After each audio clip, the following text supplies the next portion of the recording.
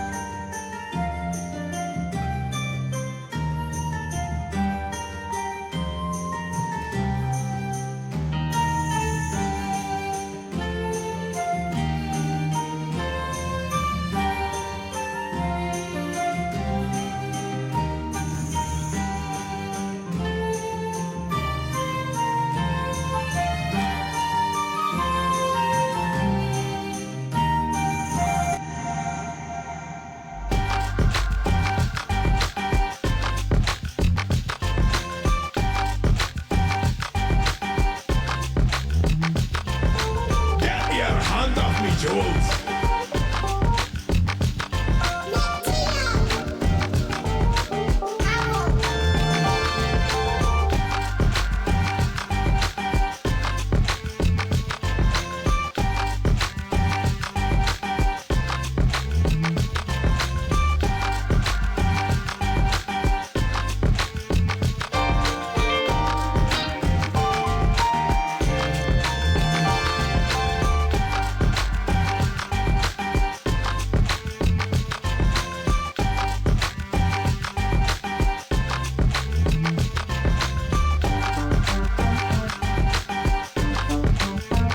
Okay, sorry, had to close my garage door.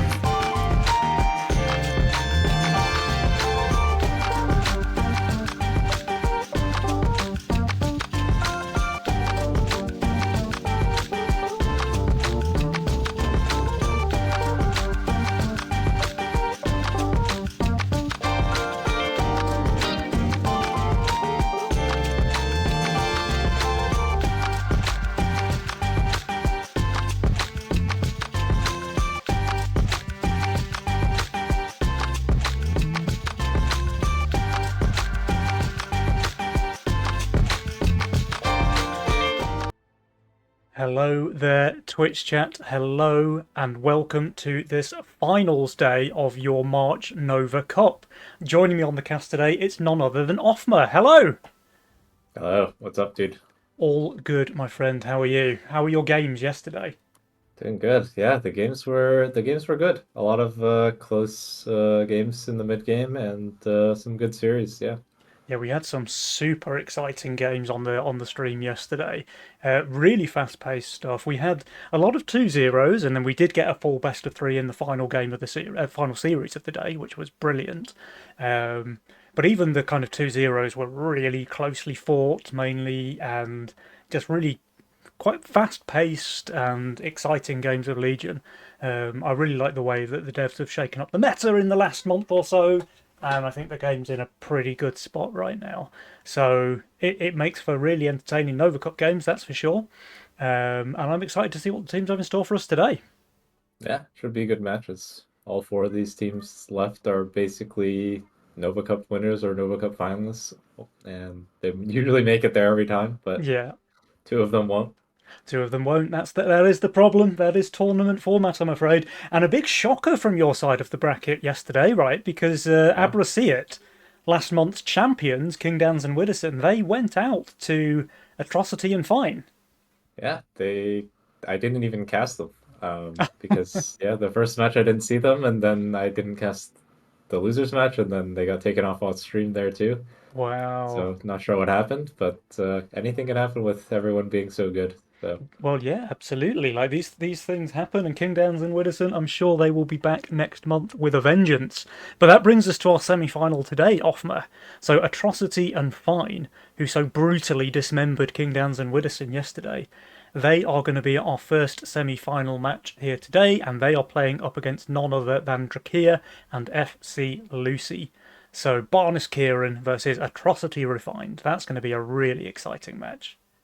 yeah, and I mean this is the first tournament for Atrocity and Fine together, but I think it's pretty safe to say that they can play well together. And for most, I think high elo players or players of their caliber, aka champions, it's not too hard to play with another teammate. And it seems like they're doing good in their games. They lost 2-0 to Adamas and Chuvas, but I thought those games were both very, very close. And, sometimes it just comes down to Adamas and Chuvas having maybe a little more experience in those situations and clutching it out a bit. But, they clearly have the potential to win the tournament, win this match. Yeah, absolutely. And then I guess on the other side of the semi-final, the one that we will not be casting on stream, that is going to be Adams and Tuvis, who you just mentioned, playing up against X-God and Ashton Butcher. So another banger of a series. Did want to show this side because we watched a few games of X-God and Ashton yesterday. So kind of mix it up a bit. And I mean, look, both semis clearly could go either way. Yeah. Only two teams are going to make it through to the grand final, though. Yeah. So it's The other it's a bit semi, a bit spicy. If you had to choose between the players that we're going to see just now, so Atrocity and Fine versus Drakir and Lucy, where's your money at? I'll probably root for Drakir and Lucy, but I hope it's a a 3 game series, and I mean it should be close no matter what. Even if it's 2-0, I doubt either team will just fold over. Oh, for sure. So Yeah. we should see some good stuff. Drakir does have his dev hacks now, though, so Yeah, that could be be a quite tough helpful challenge. for him. Yeah, Mythium set to 1.1. Do we have a lobby open? We do, but it's missing 3 of the people. Is one of those people me? One of them is you, but Okay, they're waiting for their opponents. Drakir and Lucy very uh, keen here, and I think the other semis or I think the way the semis worked out is kind of funny. Just like what this semi being a little more like for newer school players, and then the other semis like for old dogs. yeah, yeah, true So actually. I think Funny the it way should that be, one worked out. yeah. I mean, Adams and Truvis looked extremely good, I'll say. It seems like their meta read is very, very good, and definitely I think favors Adamas' play style, where they're playing really pretty safe in the early game, just a lot of like income sends, and then with Chaos and Redraw, Adamas is just scaling up and kind of becoming a beast in the mid game, and then making all the right calls. Mhm. Yeah, And so far, that no one really has been is able to beat that. Adama's strength. I think is those kind of mid to late game calls. He just plots the strategy Yeah, extremely well. He can thread the needle between waves, making sure that he covers his own weaknesses and pinpoints his enemy's weaknesses at the same time. It's really impressive to see. yeah, So for sure. that would be a pretty cool game as well. And regardless, I'm sure we have a pretty good chance of seeing Adams and Chuvis in the grand final. Yeah, But look, Xcod and Ashton are going to give them one hell of a run for their money over there in the other semi yeah. final. I think Um, Ashton is always a difficult opponent just because, uh, like he does, like he basically they don't Xcrash doesn't really play like a lot of other teams because most teams don't have Ashton, and like he can kind of just completely take over even when all 4 players are supposed to be about the same level. Like he somehow always has the extra gear to get himself ahead, and obviously XGod helps him a lot in that early game to get him to those spots, but it's a different dynamic than some other matchups. we used to call it having an Ashton problem. So when we ran into Ashton on the ladder, we'd say, okay, we're doing quite well now, but if the game goes much longer, we're going to have an Ashton problem because that guy will just always snowball no matter what. You can try your best to keep him down in the early game, you can pile on the pressure. He's just going to push workers and grow his income regardless. Like he seems to have an Yeah, unreal talent for it. So yeah, really, really good player, but so are everybody at this level. And that's one of the things that we kept talking about yesterday on the stream is that just the caliber of the game right now with everyone making it through to the semis, but even on day one, just yeah, that the quality of gameplay is I think for sure. significantly higher even than it was in Nova Cups 2 or 3 years ago. So Yeah, that's great to see how the teams have spurred each other on and learned from each other and just refined the game, and left old dogs like me long behind, I think, unfortunately. But yeah, it's great to watch. It makes super entertaining games. And speaking of which, have we got a full lobby yet? Still waiting for waiting for the. Atrocity, but I think it is like 3 a.m. for him, so maybe Uh, we can be a bit understanding.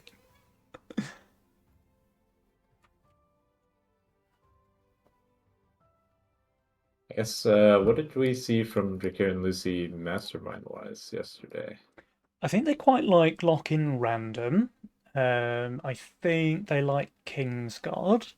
I think everybody likes Kingsguard and Lock in Random, to be honest. So that's quite a safe assumption. I think we probably had some Chaos picks as well, some Redraw. So those seem to be maybe the 4 most popular masterminds right now. I Yeah, don't think we've seen any castles picked.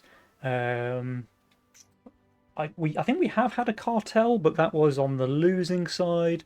So yeah, it'd be interesting to see what the teams go for this time around. And then obviously in the grand final, conquest format, making it a best of 5, then we're going to be forced to see some masterminds that haven't necessarily been picked so far. So Yeah. that's going to be quite interesting as well, I think. But yeah, there definitely a lot of kind of snowbally masterminds with Mhm. redraw and chaos and stuff like that. Interesting that Castle is out of favor, but I guess it's just too risky in the early game, right? With things being so Yeah. aggressive as they are. But guys, enough padding. Offmer and I can breathe a sigh of relief because game number 1 is here. It is Barnes Kieran on the left, Atrocity Refined on the right. Let's go. Yeah. We see the redraw. We see Megamind Castle for Atrocity. Could be tricky for him, but not a bad roll. A lot of early game. And a real castle from Lucy. So just as we were Okay. talking about how castle isn't getting picked, Yeah. they decided to prove us wrong. Just absolutely loving the caster curse on this one. And this Yeah. is something that I saw Drakir do a lot Yeah. yesterday, by the way. So he picks redraw, he places a couple of units which he thinks are like, okay on wave 1. And then he keeps redrawing until he finds something that he's really happy with. And then he's obviously going to sell the ones that he doesn't want and stick with the opener that he thinks gives him the best ability to make it through the first, 5 or 6 Yeah. waves. And he's Looks going like with a he's Seraphim and a Neko. yeah. Interesting. It's not a common opener, that's for sure. But it can work. I mean, those are both really good early game units, obviously, and Yeah, I mean this thing is just the best unit in the game for like the first 6 waves. It's incredible. yeah. And Fine is going to go for a Warpwing opener, and for Atrocity, it's going to be the Skeleton. Pretty solid Skeleton roll, but yeah, I mean, the gold can be tricky, right? Like, if he builds a Peewee, I don't think he's going to be able to sell and get the Skeleton.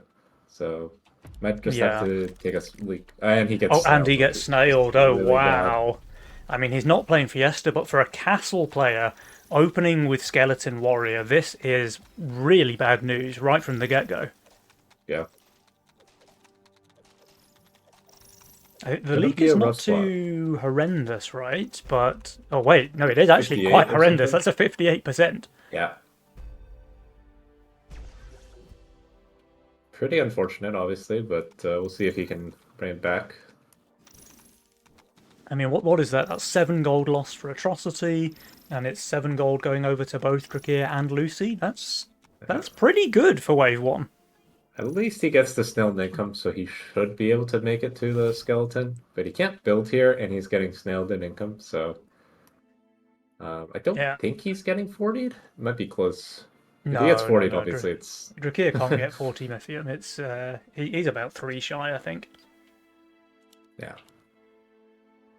So the leak is not going to be too bad for Atrocity here, but again, it's just bleeding him little by little. While everyone Yeah. else is, of course, completely fine with those snails, Atrocity will be leaking once again. Now, this would be pretty good if he were playing Fiesta, but he Fiestant. He fiested. And Lucy, on the other hand, with the castle, is having a nice chill early game. With the Zerker, very, very safe and very, very solid. Yeah, Fine, going Lucy's to castle Workers. so far is looking a lot more solid than Atrocity's, I'm afraid. Does get Yeah, one 6 more, Workers to everyone. so only a 25% leak. I mean, this is completely fine, but off the back of that 58 on 1, it adds up. Yeah, and the bigger problem for him is just that everyone else got to go 6 Workers, and he has to stay 5 Workers to build. Yeah.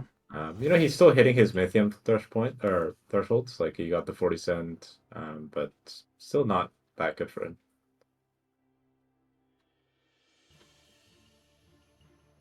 The snail leak on 1, by the way, just a little aside, more than paying for those redraws that Drakir went for Yeah. on wave 1.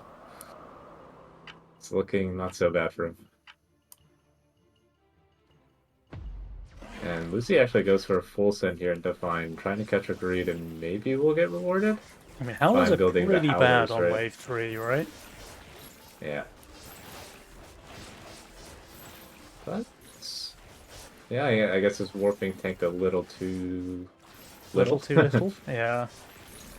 Too And, little, yeah, too late. It's a good punish. 48% But, I mean, there will for be fine. cover. And Lucy also will go for a small leak, but that's a lot better, right? So Yeah, just much the better lizard. with a 6 worker greed. Absolutely fine for her. Now, the good news is that Atrocity has now caught up on workers, Yeah. so all 4 players in the lobby sat there on 7. Yeah. And now the next problem for them will probably be like wave 5 for Atrocity if Drakir wants the pressure there, and it seems like he will save for, maybe just income, but at least keep Atrocity in check a little bit. Because he's going to 8 workers now, which can be risky. Yeah, he does have the Treant and the Sea Dragon, both extremely good units on wave 5. Yeah. Good options for sure.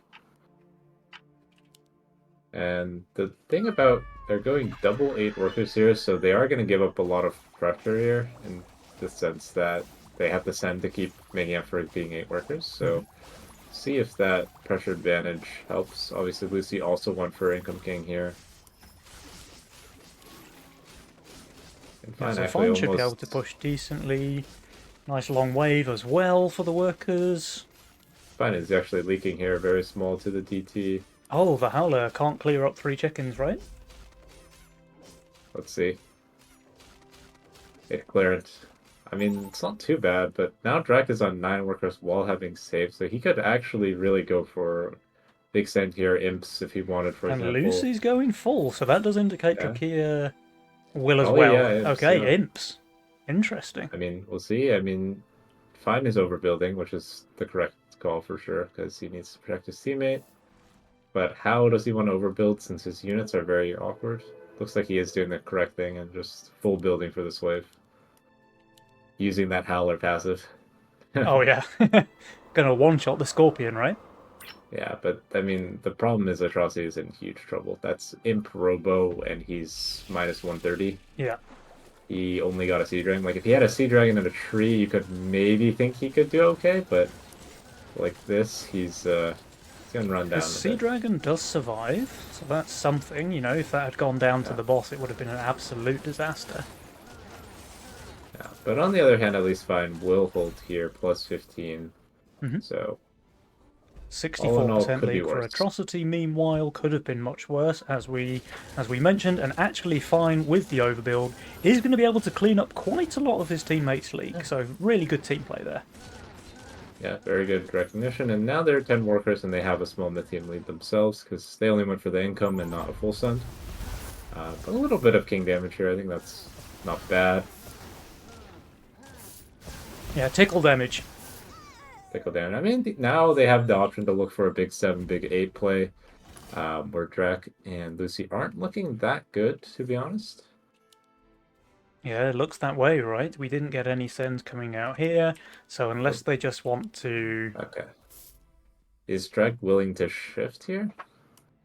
Looks Would be like kind of he is. ballsy. Oh, he No, just stacks the just gonna cat. defend, Okay. yeah. I mean, it's safe. He has options to build that don't involve a bunk anyways, so I think that makes sense. And they go Yeah. for the king ups here. But this is going to let Atrocity and Fine overpush like crazy now. Yeah, I mean, Yeah, we'll see Atrocity in what they do with particular is it. very, very strong on 7, right? He probably doesn't need to add anything. The Warpwing is dead. Is that a problem? That could be a problem. I mean, it will create a long wave. Because we just have some meatballs hitting each other now.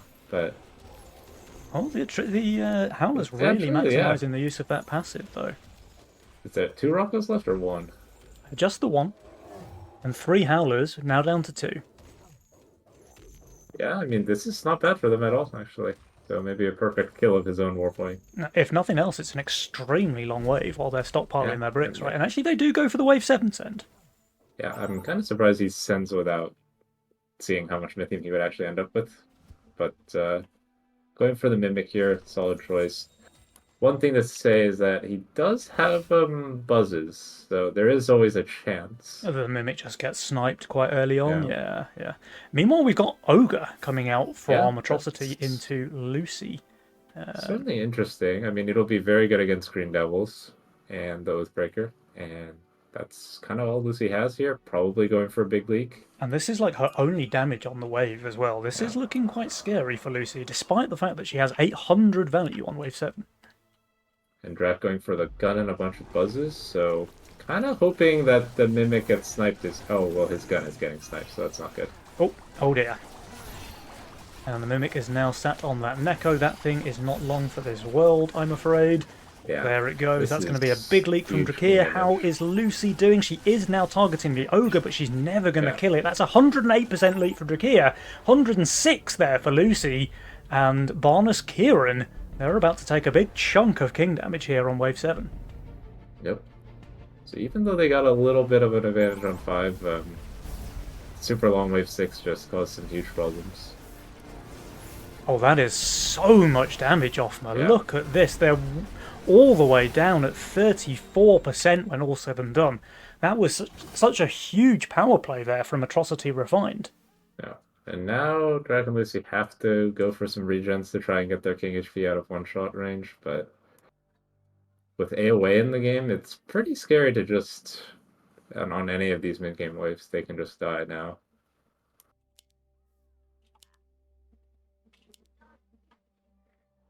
Okay, a ton of snails coming out. They're actually full sending snails here on 8. Yeah, maybe hoping to catch the gun off guard and kill it, which looks like it may happen. It is getting run down. There's only 3 chickens on it. Okay, it is. It's dead. Yeah, that's not ideal. I mean, to be fair, he still has a full HP cat, but it will be a leak nonetheless. Yeah, not a huge one. The cat is going to chew Yeah. on the cobras in the back line now. But the bazooka can't do much. That's 67% there from Dragir just against a bunch of snails. Yeah, and the Daphne also was killed by the snail spam, so Wow. not a bad read at all to go for the snail spam. Lucy will have just more value though. Yeah, and be Lucy's able to going to hold here, but she's not going to cover anything, crucially. Yeah. And they are saving, or at least Lucy was. Whether they're looking for just a 9 send now or a 10 play, unclear. But it looks like maybe, Oh, they just go Some for income income here. here on wave 9. interesting enough, it's just a save from Atrocity and Fine, and I think that probably means that Lucy and Drac will die. On wave 11, right? Yeah, 11, 12 even, with like a ram Yeah. into... Well, be there's all tricky. out assault on the table as well. Now, sure, there's allowance there, so there is at least a defensive option for Drakir and Yeah. Lucy, but the send is going to be huge. Like Atrocity and Yeah. Fine, they're both on value here, wave 9. Getting this income send means they can just turbo push, and with all out assault on 11, that is going to be deadly, I think. And Drac is showing very good 12 answers, so they may have some trouble actually breaking there. So yeah, maybe 11 is enough if they can kill them through Lucy's lane. I mean, even with the Haven, I think Drakir is going to really struggle against a Siege Rim. Yeah, that's fair.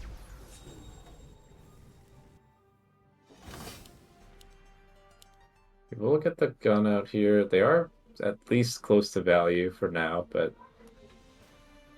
Yeah, and with the allowance as well, they've got options, I think. what's not sure of what's going on here. It doesn't look like he really wants to play for 11. Yeah, I'm confused by that. Maybe Fine and Atrocity have other plans than what I Yeah, I laid mean, out. Yeah, they could go just. Well, the problem with going 13 is that's where Lucy's going to be extremely strong, and I guess Drac is looking really good on 12, so I mean, Fine what will their still plans- have Siege Ram pre-income if yeah, he does like want he to still do has a lot that. of myth. See what they go for. Yeah, they do It go looks for like this it'll wave just gonna 11 be send. slow There's the play. Ram. Pretty simple, but good work for them. Drac and Lucy actually save here, maybe to get more king ups. It's going to be allowance for Drac. I mean, this is a very strong board. And Lucy will go for the Magician and has quite a bit of Magician value, but I mean, the sends are This- still enormous. Like they're Yeah. both north of 1900 value here on wave 11, which is crazy value. But with the all out assault sends coming out, yeah. it's still going to be quite a tall order, I think, for these guys to hold. Yeah, and it's Ramble Hermit and Pack 1 million Robos, and then what else? 1 million Robos. Battle Couple brutes. brutes. 560, 540. Oh, look yeah, at this. The pretty Vulcan good. Cannon's just going to be on the Siege Ram for all eternity, it seems. Yeah. The Haven now is going to tank for a really, really long time. But look at this, the Mole is still alive, just Yeah. massively reducing the DPS of that Haven. And Drakir is going to be leaking huge. How is Lucy doing? Those Robos chewing away on the gate creeps. This will be a big leak for Lucy as well, and I'm pretty sure that's game over, Offmer. Yeah, it looks like it. Oh, I one mean, last summon on the dragon there? pretty good hold. I mean, basically one creep and 7 robos are going through, but Yeah. I mean, you can't know for sure, but like I think if they income, they might have actually lived here. But Oh, I think for sure, right? Income King would yeah, have kept them in this one. but they were definitely worried about a potentially even longer save, so it Yeah. made sense for them to try and hold some pressure. They have to take But a yeah, risk, right? They were behind at that point. They have to just try and make a read. Didn't work out this time, but very, very nicely played there by Atrocity and Fine, yeah, taking the first game in the series, and that puts them 1-0 in the lead, Offmer, in this first semi-final of the yeah. day. So they're looking pretty good right now. Drakir and Lucy, what do you think they need to do differently in game two? I think the castle pick has to go probably. I mean, it was just very risky to go castle in an AoA game, I feel. And they did okay in the early game, but yeah, I mean they both just had they kind of just let Atrocity and Fine 7 them, and obviously it Yeah. was very well played by Fine to pro leak there on 6. It's hard to play around someone doing that, but maybe in that spot they could have saved a little bit. They could have skipped 6 maybe, or at least one of them I mean, to Fine try only and pro preserve leaked the other. because he got a fiend, right? He would have held against No Yeah. Send quite easily. Yeah.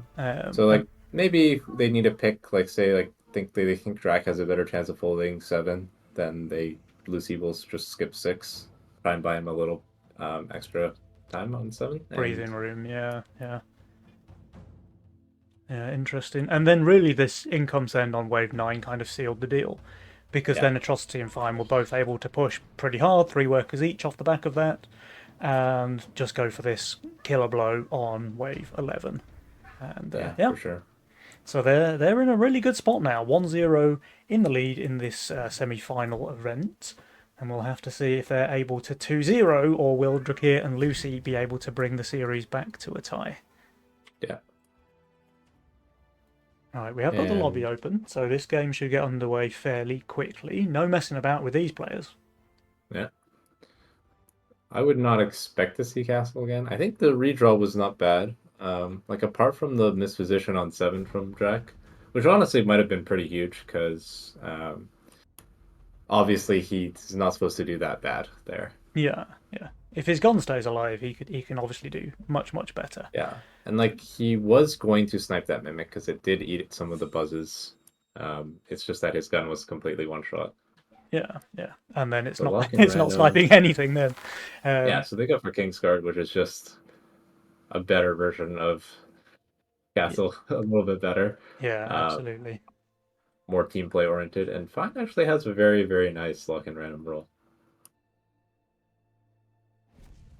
Yeah, lock-in Really random aggressive really throws. popular this tournament. I guess the extra 8 gold while having a decent roll is pretty favourable, and the players certainly know how to make Yeah, the best use of it. Drakir doing the exact same thing he did in the prior game, where he cycles through a few redraws until he's happy with the opener, and looks like he's actually found it with just yeah, one reroll this time.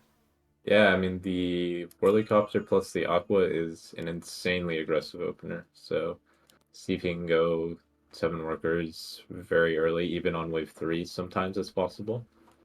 Lucy opting for her favorite Tempest opener, and pretty solid roll in general with the Tempest.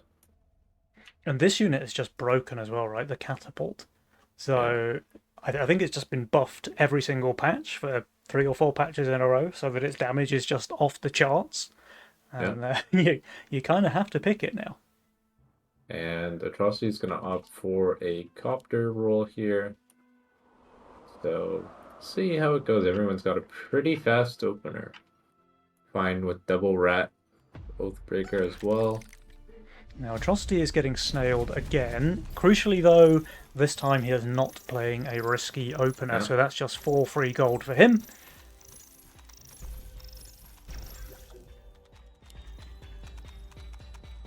These waves being quick is really nice for Fine. Gonna be probably head on Mythium with the double rat. His gold actually kind of sucks here. Would have been nice if he could have double Hunt Awkwood, for example, but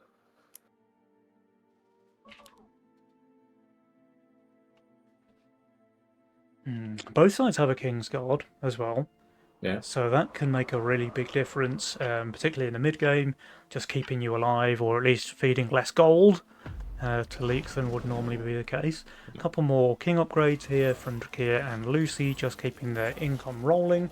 But at the same time, that does give Fine and Atrocity a free 6 workers, I think. Drac will also go 6 workers here. Lucy will stay 5. And Fine is on 5 workers with double rat.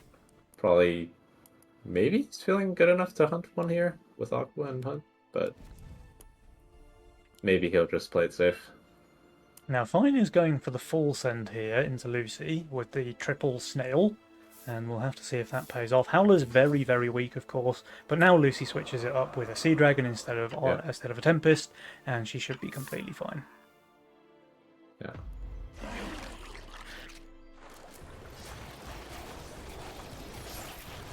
Sea Dragon just so good at this stage in the game. Yeah, and just healing up this Tempest on the left, letting it tank full right side, or full left side, and even when you think it might go down, it just Drax lane, very surprised, I think. Or maybe just pointing out that Drac can be super, super pushed. And the perfect split tanking there from Lucy keeps her units alive. She's even able to cover.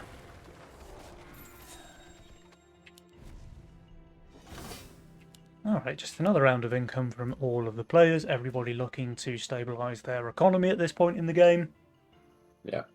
See, I mean, I'd assume Fine has the highest total Mythium by a good amount. Yeah, like 15 up on everyone so far. I mean, Pack Rats are just broken this stage in the game, right? Yeah, I mean, Drac is now 7 workers, so with some advantage there, but realistically, Fine is probably going to no push, get Fire Aqua, and hunt his rats. So the more times he gets to hunt all of his rats, the better his game is looking. Oh, for sure, yeah. They're And so it good also in lets the you game. do stuff like this, where you get double king up rather than 40, like in real sense. So Yeah. you deny your opponent some gold and get your king strong with King's Guard. So yeah, and Fine not pushing to his DT, probably going for the Fire Aqua here, and then double hunt. Yeah. Exactly as you expected, Offmar. Very impressive stuff. Drakia now, he's not shifting 100 gold, right? I don't think so. I think he was doing a quick reroll to see if he can build a melee unit that isn't Bone Crusher. And I mean, Lucy and Drac are on 8 workers, Fine actually playing it a little safer, maybe realized that he might not actually kill the boss if he doesn't have any single target damage. Yeah, he has really low single target actually, with the Oathbreaker there being his kind of biggest unit behind the Aqua. Yeah, Lucy is going for a bit of a save here. See what her plan is, whether it's just to income now or just actually look for a play. Plenty of options, but it would make sense, honestly, for her to just either income here or skip one more wave and income then. Just because she knows Atrocity's plus value here. It looks like it'll just be income here, which I think is super reasonable. Yeah, it is a Dino coming out into Atrocity, but he's really on value, so should be completely fine. Just a lot of income so far. And in total Mythium, yeah, I mean, Fine is still ahead of everyone. Lucy and Atrocity a bit more behind, but that kind of makes sense with the double King's Guard. And not being able to play as aggressive on 3 and 4 as the rest of them. Yeah. Fine even managing to catch up with the 9 workers of Lucy and Drakia while still having those rats, right? So he didn't use them here, but can probably quite comfortably use that on wave 7. And what have we got going on over here? She's got enough value alive there, I think. It'll be just fine, it seems.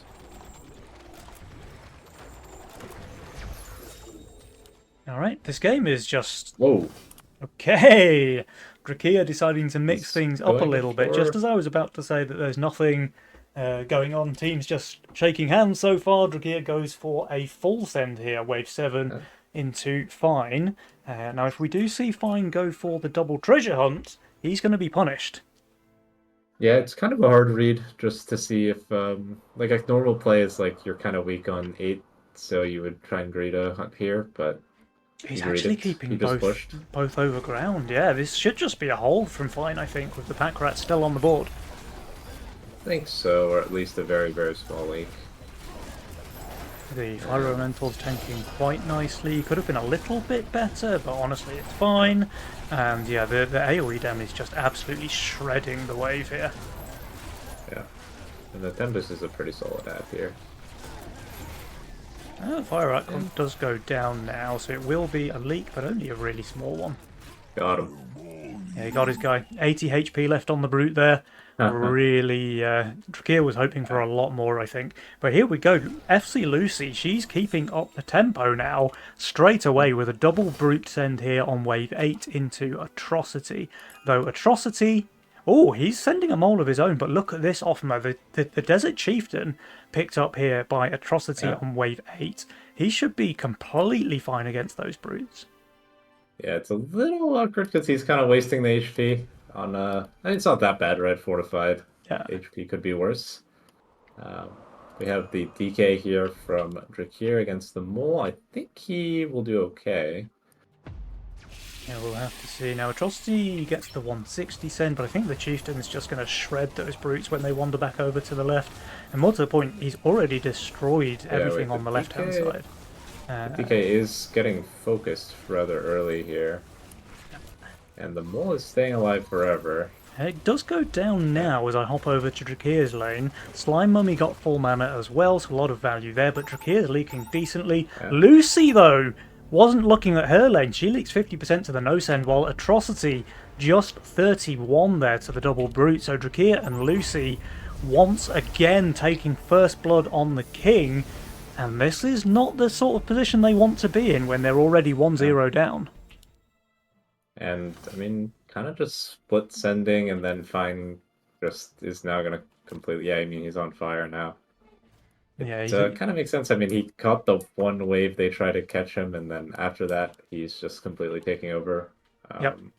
The worker counts are very one-sided now, with 15-16 on Fine and Atrocity. He's even keeping his pack rats hunted as well.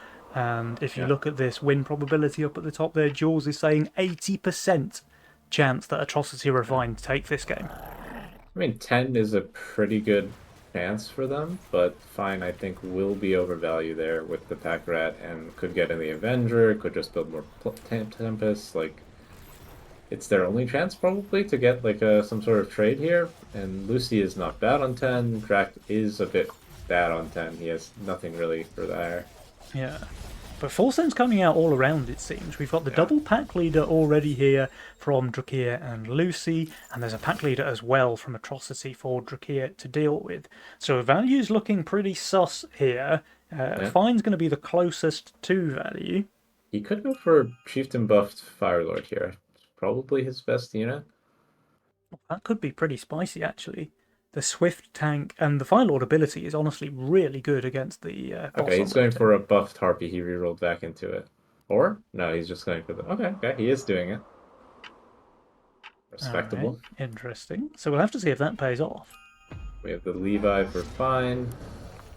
It's a solid unit, but, you know, Pack is very good. It's going to off-tank the Levi, but actually kind of gets one shot here. Yeah, Lucy, meanwhile, that looks like a leak from her, a leak from Drakir as well.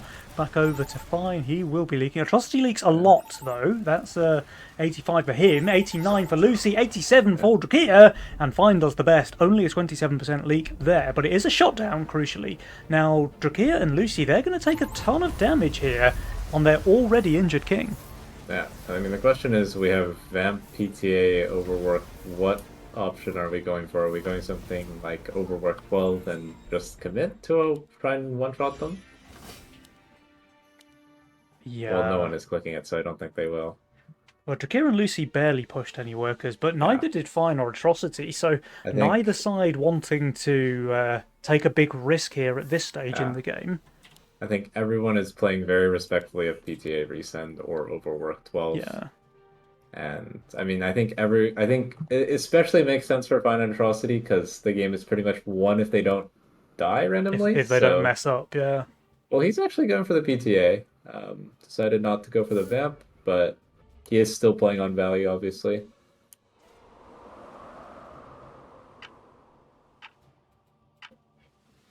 And he's committing full for 11 and 12, so pretty smart. He had the Avenger for a bit and then realized maybe I should just play for the only chance they have to win. Yeah. And Atrocity is Obviously, like unbelievably strong on yeah, 13, right? So Fine doesn't necessarily have to build in advance for wave 13. yeah. Can just do his job, make sure he's strong on 11 and 12, and then let Atrocity handle wave 13. Yeah. And Drac is going for the PTA. Makes sense. He has to leak Fine, and we'll see what happens on this probably wave 14. I guess, yeah, Fine's actually going to drop the Avenger here, so not feeling too Yeah. scared on 12 after all, but maybe the fact that he built a bunch of this stuff on 11 is just showing how strong he is 12. You know, you can't send me here. Yeah, Lucy's actually pushing a little bit to no send. I think realized that she just won't have any myth at all.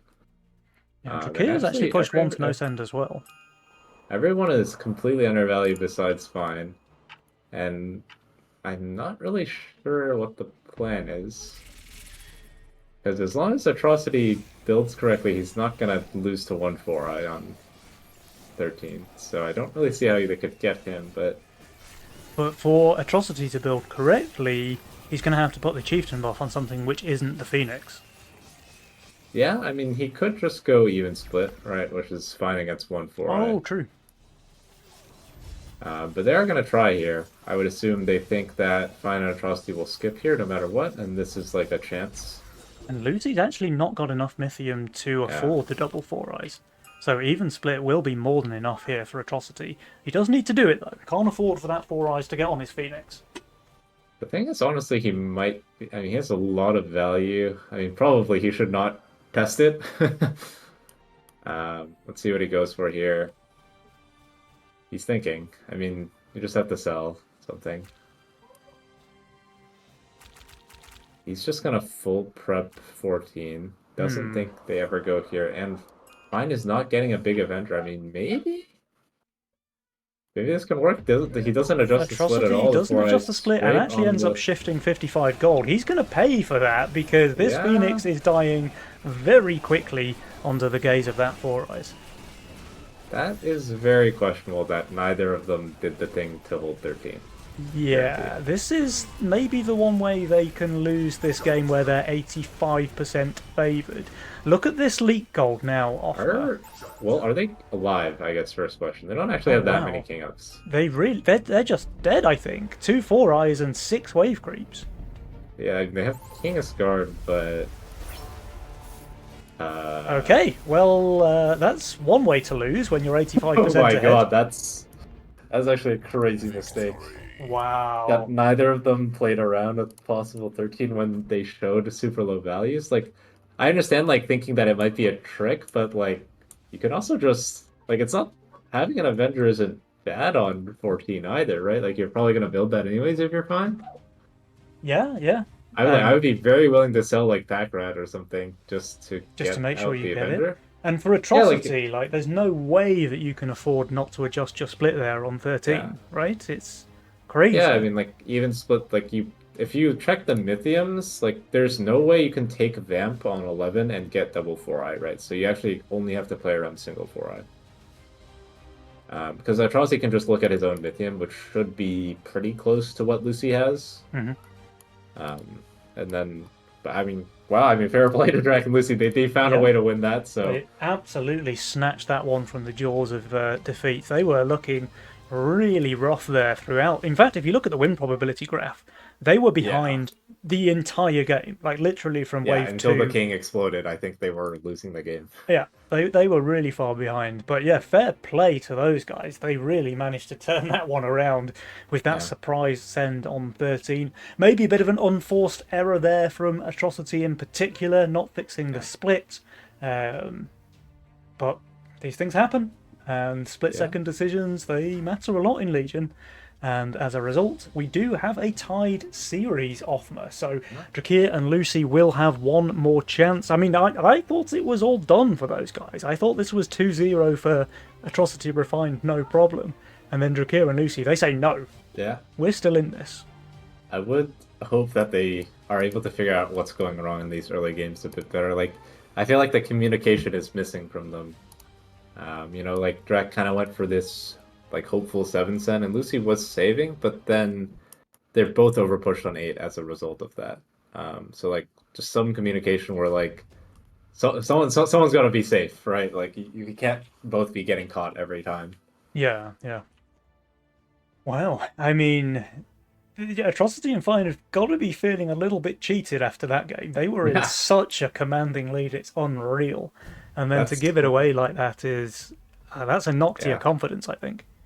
That's one of those games where you're just like, wow, I like actually can't believe we did that. Yeah, yeah, right. Well, let's see. They have to steady their mental now, I think, and Yeah. come back strong in this game because Wow. now it's everything to Another play for, guys. It's game number 3. another aggressive double aggressive spell game. And Lucy locks in Cartel, which I like a lot more than the rest of the options for her so far. Like, just give Lucy some high income mastermind to try and take over with. And I think it makes sense. I mean, she can play an archer role here. She could play a copter role. And Atrocity is the one actually going for the redraw now. We'll see what he likes out of these. Maybe just going to put down the gun and call it a day. That seems okay, Could but I would also, definitely yeah, re-roll from that because the rest of his units look yeah, like really he could bad. put down an Angler or put down a Mask and Fish. Yeah. Um, but I mean, he maybe we'll just reroll in wave 3. We'll see.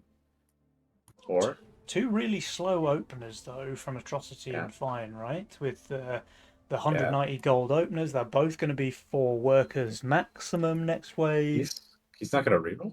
He's just gonna play Angler gun. Oh, wow. Okay. I mean, if Okay. the gun on its own wasn't slow enough, why not add an angler, eh? Yeah, I mean, I guess his reasoning is just that there's AoA in the game, so he really, really wants a Kingpin. But look at the other side is going to be much faster openers, and if they keep trying to snail Atrocity, it's Yeah, actually this. something they've snailed him every single game. Well, this time it's definitely not going to work. He's Yeah, on 230 value. Although the angler is going to die, so at least they're costing him a couple of stacks. yeah, they got him. Oh, literally Taught him one a stack. lesson. He'll never recover. But I mean, it actually isn't going to make a difference. He's still 4 workers, and I would imagine Lucy just goes king up now if she can.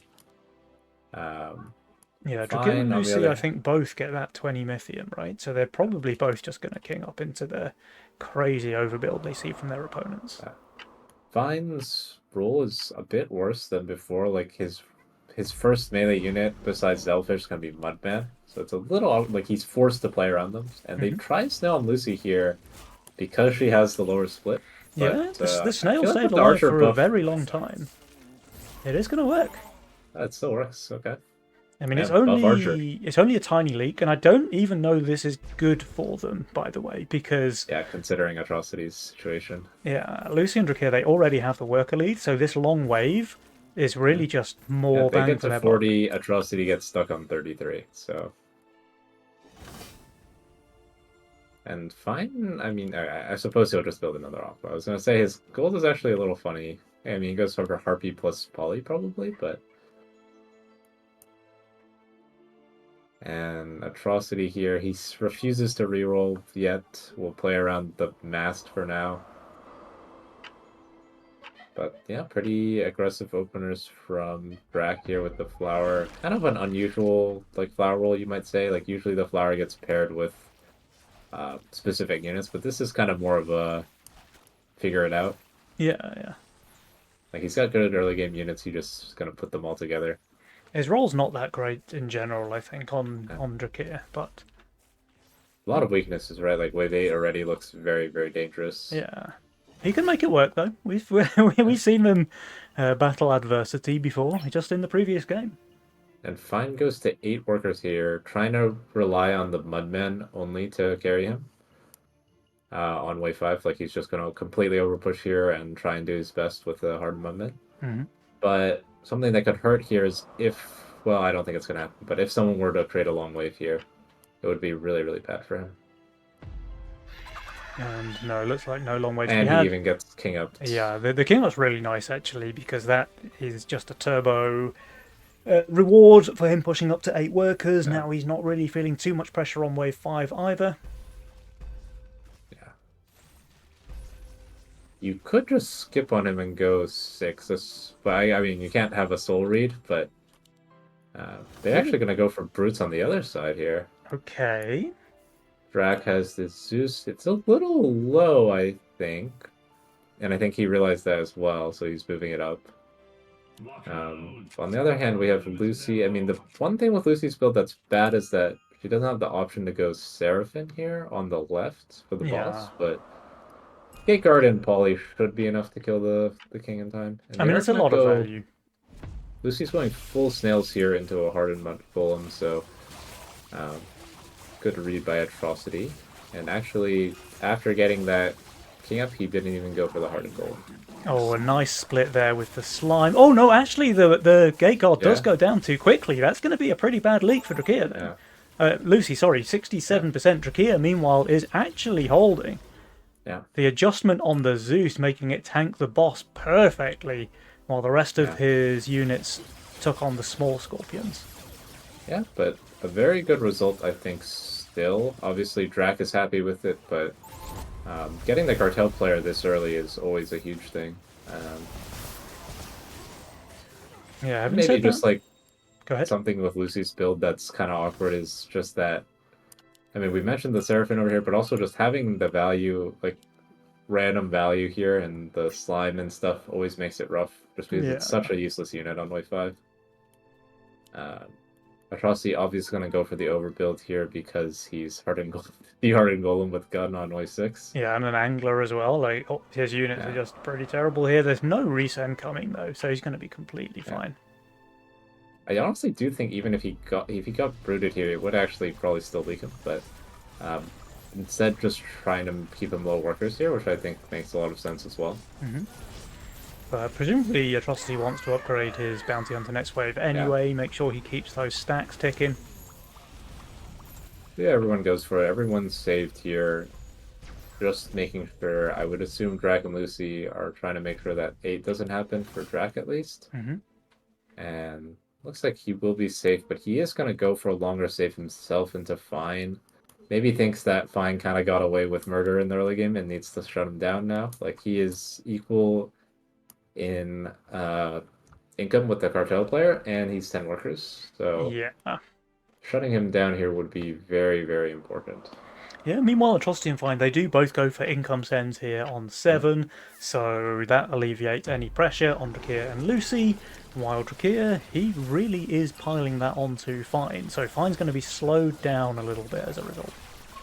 Yeah, I mean, maybe Lucy can create a slightly longer wave. She's a little bit undervalued, but probably nothing too really crazy. Good unit quality for wave 7 though, right? Yeah. I think she's easily holding here. Yeah, so nothing crazy here, but could go for a full send at least into Fine and test him, and he will. And the full send is indeed. We've got a mole coming out. Lucy will be able to add a hermit, I think, post income if she wants to. Drakir, apologies, I keep getting them they mixed swap up. lanes, so just to mess with you. Yeah, I mean, it's working. Yeah, and look at Atrocity, like, I mean, forced to kind of overbuild the whole game now, because here he has to cover Fine. Yeah. It's not the worst because he has the Angler, obviously. It's like some reward for overbuilding, but not ideal for him all, obviously. So it is full Hermit here. This is something that Drakir talked about one tournament is that they can effectively shut down 2 lanes by Mhm. putting pressure onto one. Yeah, for sure. And Fine's solution to here was let me build more AoE and just try and kill everything, and it looks like it is working. Yeah, yeah. He has just completely one-shot everything and will leak very, very small. Oh, yeah. Obviously, there's a price to pay for having 3 aquas on your board, but he doesn't have to pay it this wave. Yeah, I mean, he did pretty well here. I think he would have liked to full hold, given the fact that, as you say, he has 3 aquas on the board, Yeah. and those units have their own inherent weaknesses on other waves. Yeah, and it's a little tricky for him now because he has to respect the 9 resend with these units on his board, Yeah, yeah. but does he really also not respect the 10 play as well? It's hard to say. But it's actually just going to be income here, and I think, I mean, for all intents and purposes, I would say Fine is in a really good spot still. And Atrocity still has this bounty hunter collecting Yeah. stacks, right? So he's got a big power spike coming up. Yeah, and the thing is, with normally with this build, you start to get worried because you have Gun Kingpin, but he has redraw, right? So there is no worry. Like he already has the Doomsday as an option. He Yeah. could dig for anything he wants later. So he's going to be in a good spot as well, even after that kind of slow early game. Lucy now kind of using the cartel, like even after getting caught on 5, the save from Drac kind of enabled her to get to the spot where she's 19 workers. Yeah, now we have to start asking which of the teams is going to make best use of those aggressive Legion spells on wave 11 onwards. Though it Looks looks like like it will Drakir and be. Lucy just going for income sends again here on 10. Yeah. And I think at least their logic for Atrocity makes a lot of sense. Like they're a bit. I mean, for Lucy, she's just overpushed, right, and needs this income. For Atrocity, he just wants to play around the Kingpin power spike, which probably means making a play around 11, 12 is ideal. Yeah. And we could see 12. Like I don't think Lucy's build is that good on 12. I mean, with Glacial, I would be very scared of setting into 12, especially Drax build, like with the flower and maybe the gun. But we'll see what they opt for. Yeah. The question is whether Fine is going to be holding here, right? And the Aquas are just so weak on wave 10 that Yeah. despite being on value, only receiving an income send, still going to be leaking with a decent chunk of HP left on the boss. Yeah, it's something. We'll see if they can turn the long wave into a positive result, and they are going to go for this end here All send on with that 11. AOA. Okay. I thought they probably would go a little bit longer, to be honest, but I mean, if we look at these values, it's very, very scary. yeah, Lucy's 400 undervalue there. Yeah. Sorry, Drakir is 400 undervalue there. Lucy actually around the same. So Yeah, they're both in trouble here. And I mean the defensive spell being glacial is not very good. Lucy kind of just has no damage on her board right now. she's got one Seraphim now. Yeah. But yeah, Lucy's actually 555 under the recommended value. So things looking Yeah. a little bit shaky there for her. And Fine actually adds this Ogre post income, it's which gonna be will at really least be able solid, to yeah. kill the Samurai really quickly. Yeah, and the Halo is just not focusing any of the units. Like, Slime Mummy doesn't reach full mana. Ogre's still alive, actually. yeah. And that gun for Drakir goes down. Oh, these are And going to it's be a really pretty nice big sense. leaks here for Barnes Kieran off 128 for Lucy, 97% for Drakir. The one good thing is that they have a pretty well buffed up king here with full spell, nearly full attack. Yeah, they definitely have the king to live a bit, but still, well, actually, is it enough? Oh, that's a lot of damage. I think that's literally the almost two full waves hitting. The Wow. king. Okay, wow, very close. So down to 21% HP remaining, but this is deja vu now, Offmer. We've got Atrocity Refined up there with an 80% win probability. They just need to be a little bit more careful than they were in game number 2. Yeah, and I think this game is a little simpler to play for them, just because their spot I think is even better somehow. It's like Lucy and Drac have less powerful units to play around. They don't have the Phoenix that's preventing the Wave 13 send. So Yeah. or any unit like that. Yeah, they also have less pressure, I think, than they Yeah, did in the prior game, where yeah, everyone's and worker counts were a bit higher that time around. yeah, and I think, I mean, we'll probably see 14 or 15 here. The tricky thing is for Lucy and Drek, having to make us skip his call is very hard. And if it is 14, which by values it kind of feels like it, but you can't really break Atrocity on 14. So are you willing to income king and assume they go? Or do you have to try and hope that they skip and go for 15 and leak somehow? I mean, Drakir and Lucy, they're just dead on 14, Yeah. right? The only hope is for them to try and race. I just don't think the race is going to go too well for them. And they're full prepping for a 13 play, but I mean, it's not coming. Yeah. Alright, so Drakir and Lucy definitely feeling the pressure now. Remember, this is game 3, guys, so the winner of this is your grand finalist. The loser is out of the tournament.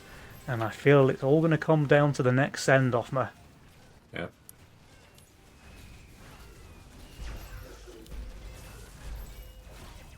Here it And comes, they are wave going to pull the 14. trigger. Drakir and Lucy have pulled the trigger. Atrocity and I, Fine, are they going to yeah. match? Looks like they're saving. Oh, guys, Which do you kind of remember what makes happened last game? sense. Yeah, at least they do some king ups, so they learned their lesson a little bit. Yeah, they do some king ups, but Offma, the leak gold is absolutely unreal this patch. If these Yeah, guys like leak any substantial amount of creeps, even if they survive, they're going to put Lucy and Drakir right back into this game. yeah, and I think it's all down to Atrocity. I mean, he legitimately does not have a bad unit on his board for this wave, so he should be able to hold. Yeah, no Harden on the golems though, so Fine's going to be leaking quite Fine. a Oh lot, I wow. think. I guess they play in a way that Fine will hold a 15 cent, so he doesn't want to commit here. But Yeah. I don't really know if I buy that logic. Like, I think the thing is that if you're skipping 14, you might as well harden, unless he's very, very sure Atrocity full holds, and it looks like he's correct. Yeah, Atrocity will hold here, which is very clutch, but 100% leak there on Fine, and Yeah, Atrocity is only barely holding, by the way, yeah. I so mean, he's that not was going to be able very to beastly cover. positioning. Yeah, really good. But look how much gold Drakir gets now. So he's on 224 gold right now. And then after all of these units get cleaned up by the king, let's see where his gold total finishes up. Yeah, 490 gold Wow. there. So 170 gold. No, 270 gold They was made go by for Drakir. the cheeky resend here. Can it work? I don't think so. Yeah, Atrocity and Fine. Hopefully not taking too many risks here. You would hope. Don't shift gold, guys. We can't have a repeat of game number At 2. My least heart we're can't take it. prepping or building at least. That's good. Yeah. And they're full prepped here. The sends are very, very small to be fair, so Atrocity shifting a bit though. yeah, and didn't really build for anything good. Slightly dehardened as well, but I mean Fine's Phoenix is smurfing. Oh, that's really, really clutch. That Phoenix, absolutely beautiful positioning there from Fine. Dealing a ton of damage as well. So yeah, this time it does look like it's going to be Fine's turn to hold, which is just as well because I think Atrocity is going for a bit of a leak, and that's a 50 gold shutdown. Yeah, I mean they are giving them some Wait, gold, but I think this send may be too big now. that's another We'll see. shutdown on Fine as well. And yeah, Drakir and Something. Lucy, they're going to get a bit more gold here on the king as well. Trek doesn't have flower anymore though, so has no. I mean, he doesn't have flower. He doesn't have pyro. He has none of the conditions. Unfortunately, he has one death cap he can build. Yeah. They got so much gold from that. Again, though, it was another 200 plus each just from leaking the boss. Yeah, let's see. One of the issues is just they don't have very good units for this wave. And double centaur is pretty rough. And Atrocity actually went for, I mean, like a pretty suboptimal sun with the double bear, I feel like, but just because I mean, he thinks that Drac is going to build the flowers, but Drac actually doesn't have anything. Yeah, yeah. I mean, the bears are still not bad, right? They're natural Yeah, they're still good tanks. against the glacial. Yeah. We'll see. I don't know if there's going to be a miracle here, but Well, the Zens are you pretty never big know. off me. We've got 940 for One gun Lucy, is getting 960 from put Drakir. down. Bears are healing the Both wave. Both guns both going guns down are here from dead. Drakir. That is not what you want to see. Lucy, meanwhile, actually doing really well here is FC Lucy, but I don't think it's quite enough. Yeah. Yeah, it looks like that is gonna just be GG. Yeah, 144% for Drakir, 122 for Lucy, and I don't think their king is going to survive this one off me. I don't think so. Well, there you have it, guys. Barnes Kieran are out of the tournament here in the semi-final with Atrocity Refined securing their place in the grand finals. Really, really well played to those guys. That was a very impressive three-game series, it has to be said. Atrocity and Fine, actually, they're really on form today, because remember, they kind of had game 2 stolen away from them with a bit of a surprise undercut on wave 13. They were looking really strong in that game as well, so it's fair to say they've kind of dominated all 3 games. One of They them, almost won 3-0. yeah, they almost won a best of 3 3-0, which would have been pretty cool. But yeah, do we have the result from the other side of the bracket, Offmer? Let's have a look. All right, Ashton is in the menu. No, it looks like they're 1-1 from the match history, unless I don't. Okay, unless it just hasn't updated yet. Let me check the Discord. Did they report their score? They did not yet. All right, so it looks like we might get one more game then, guys. A bonus. It looks like a 1-1 between the Sweaty Tryhards and X Crash. Let's see, do they have a lobby up? Let's see it, but They actually do have a lobby no, up. I see it now. Okay. All right, well, that's good timing then. We actually get to see the full game here between Sweaty Tryhards and X Crash. They are also 1-1. I don't know the mastermind, so I'll just leave that one blank for now.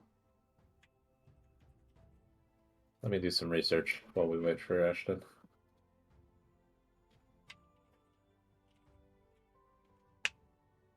Yeah, XCOD also surprised that the other side finished 3 games before they could start the third. So Redraw and Greed are going for Adamus and Chuvis, and then Catch Out and Redraw are going for Ashton and XGod. Okay, interesting. So yeah, Redraw really popular in the meta right now. It seems like all of the teams pulling that one out early on in the series.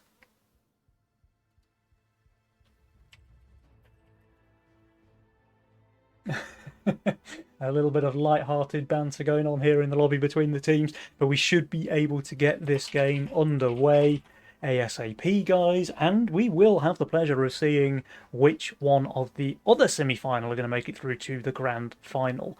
Remember, we were talking about Adams and Juvis. In fact, all 4 players on this side really are the kind of old school XGod, a little bit of a newcomer, but still been around for quite a long time as well. So really, really cool to see these players still hanging around and playing at the very top end of the game. And look, we talked about this being a really close matchup as well, and you can see that's proven by the fact that they're 1-1 here in the semi-final. Indeed, yeah. All right, looks like we're waiting for Chuvis to return. Oh, no, he's here. Okay, guys, game number 3 of the second semi-final is about to begin. Sweaty Tryhards, that's Adams and Chuvis on the left, up against X Crash, that's X God and Ashton Butcher on the right. So let's see who's going to make it through to the grand final. Wow. Ashton butchered Chaos lock-in. All right. He's actually already finished his turn before everyone else selected their mastermind. Impressive, impressive. And we have XGod and Chuvis both on lock-in random. Yeah, XGod managing to pick a mastermind that he hasn't already picked in the series. That's always useful. Oh, Adams, he's Chivas. Chaos as well, and he's Yeah. nice lucked the Pota Mask Wow. already on wave 1. It's not bad for him. Yeah, it does And mean that he has to almost, place it, though, on wave 1, and that yeah, kind of gives the game away that you're playing Chaos, right? that does. He's really struggling with where he wants to put Yeah. it. It's a dancing Um, mask. Juvis and X Squad, they both have kind of the cat opener. X Squad, I would assume he's doing a bit by putting his cat in a random he's, tile, but he's just trying to alarm the casters, I think, but he's gonna. I Atrocity did play a whole game where he started Nightmare on this tile and then built like this, and I mean he won the game, so fair play to him. But I was very confused. Oh, Ace got actually completely changing things up and going for the Yeah, Gatling gun instead. yeah, that's fair. I mean, the problem I guess I see for him is that his 6 is very bad, but he has to reroll. He has Seraphine as well, which is broken, and his teammate is playing Chaos, which means he's just got Yeah. the perfect units for every wave. Now, obviously, with Adams adding the mask, everybody Yep. knows he's playing Chaos. And we'll see what goes on here. I mean, Ashen doesn't really have the best units to add here. So it could be, what does he want to go for? Bazooka, some bonies. It looks like a Bazooka. Fire Archer. Okay, Oh, yeah, Fire Arrow, of that's course. that's a pretty good choice. Fire Archer is so good in the early game. Yeah.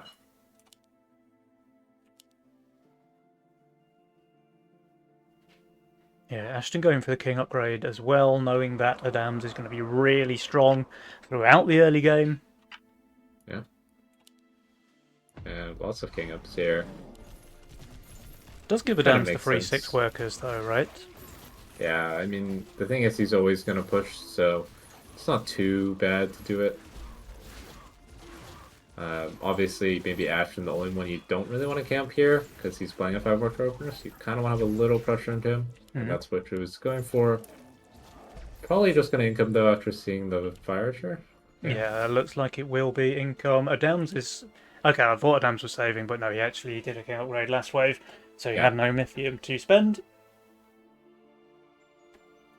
This is the problem with a Gatling gun opener as well, Yeah. right? It's one of those where you can get King upped on 2 and you cannot go 6 workers. Yeah, he's forced to build the Devilfish, but at least he gets to go 7 workers after that. Yeah. Another problem for him is that he doesn't actually have a tank unit besides Seraphim. He doesn't have a natural glorified tank, basically. Yeah. And Seraphim is also his Devilfish is very close to his gun. I don't think his gun is tanking very much at all. Yeah, it looks like there's no split tanking whatsoever. And actually, as you say, X-God, a bit of a weird role, right? Like, Yeah. the 2 melee units, the Devilfish and the Necromata, and I then hope he's he's in got... his reroll, not done with his reroll. Oh, he's still in it? I think so. I mean, these were the units he had before, so I really hope this is not how he ended. And he hasn't taken any actions on his board.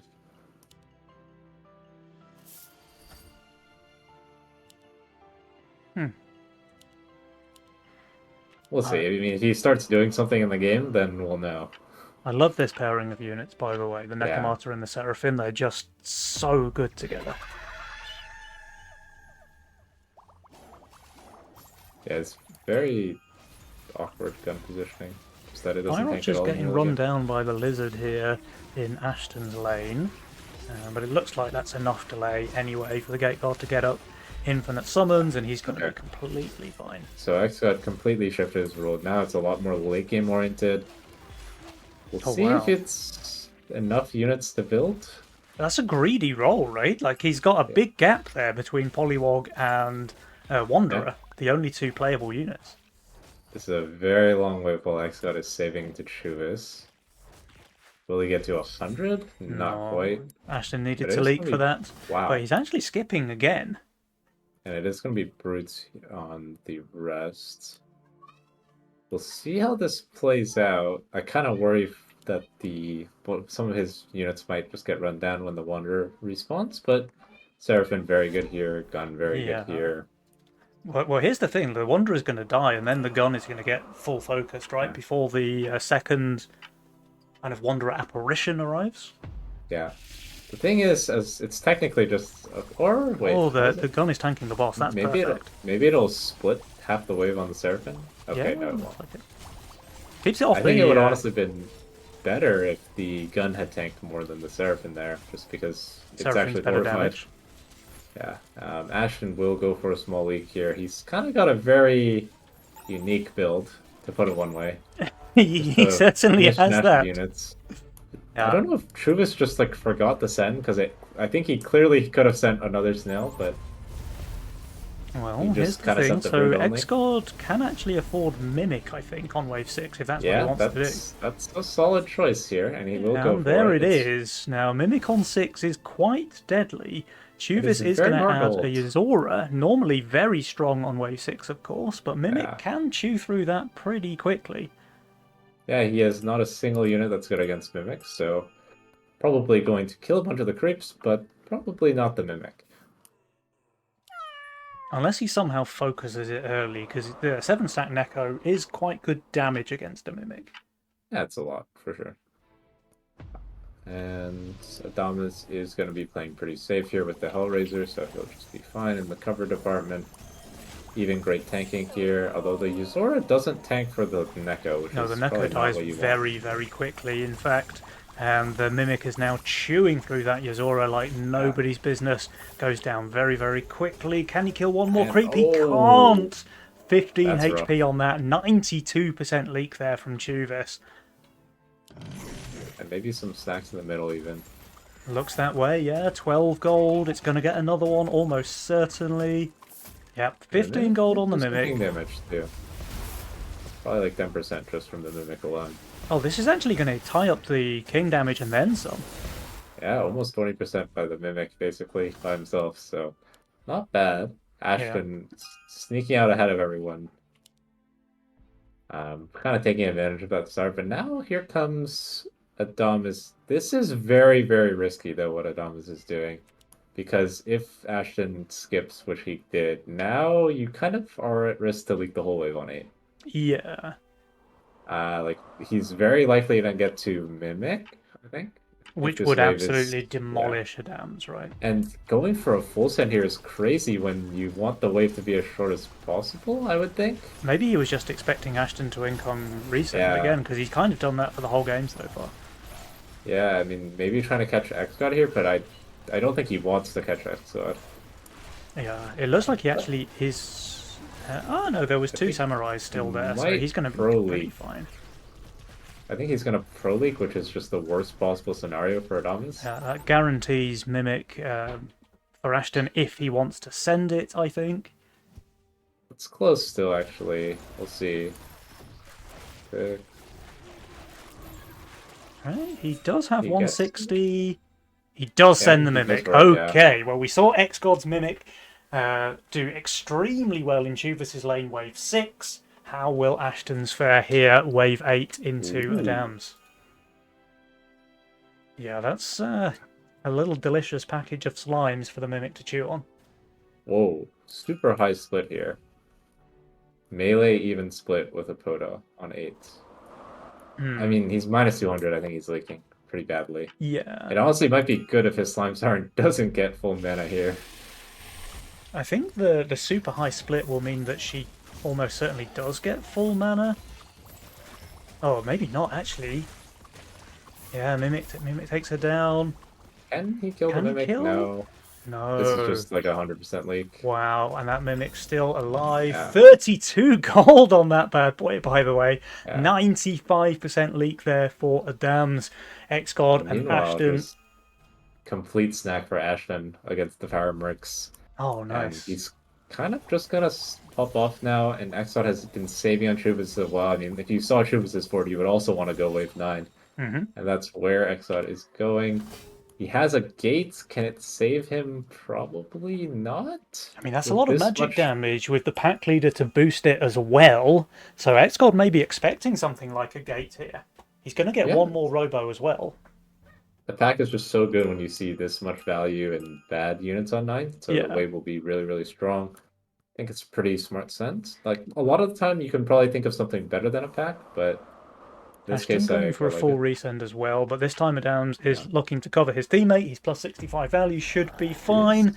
And yeah, there's that third Robo. So let's see, will Chuvis's gate just get overwhelmed, or is he going to be able to pull something special off?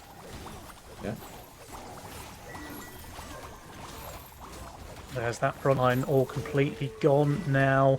It looks like it's going to be a pretty sizable leak here for Chuvis, despite basically being on value, by the way. 12.25 on 9, 92% for him. Thankfully, Adams is able to hold, so that's something. But he doesn't really have much to cover with, so it will still be some good king damage here. Yeah, it doesn't kill a single And unit, actually.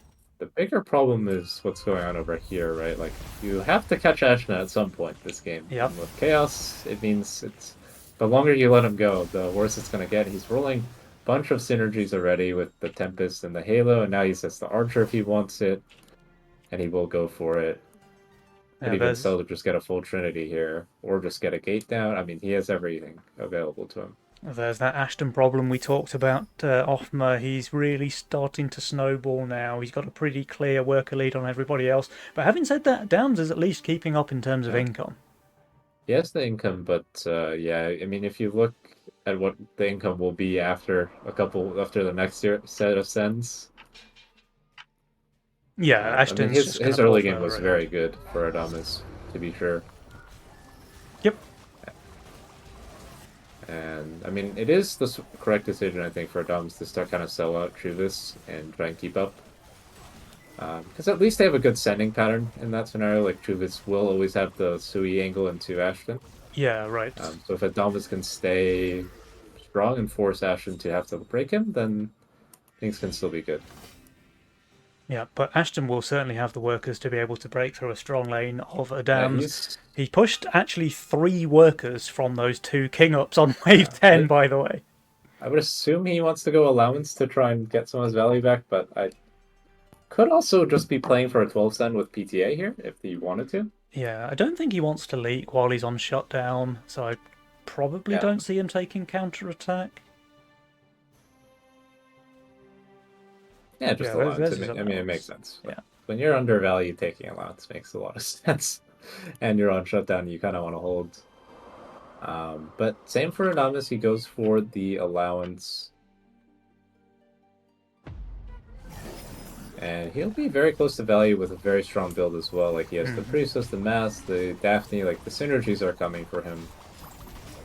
Hexgod has finally pushed a decent number of workers as well. It looks like he wants 20. Maybe Ashton will just go income? Yeah, we could see that. This wave 12 send is looking really dangerous against Chuvis, actually. This wave 11 send is looking dangerous against Chuvis. Oh, wow, okay. He doesn't even have counterattack. Yeah. And you can see Xgod was trying to go for a really, like, long wave with the AFK guns or, like, the Pro League with counterattack, but actually Chuvis who helps them out here.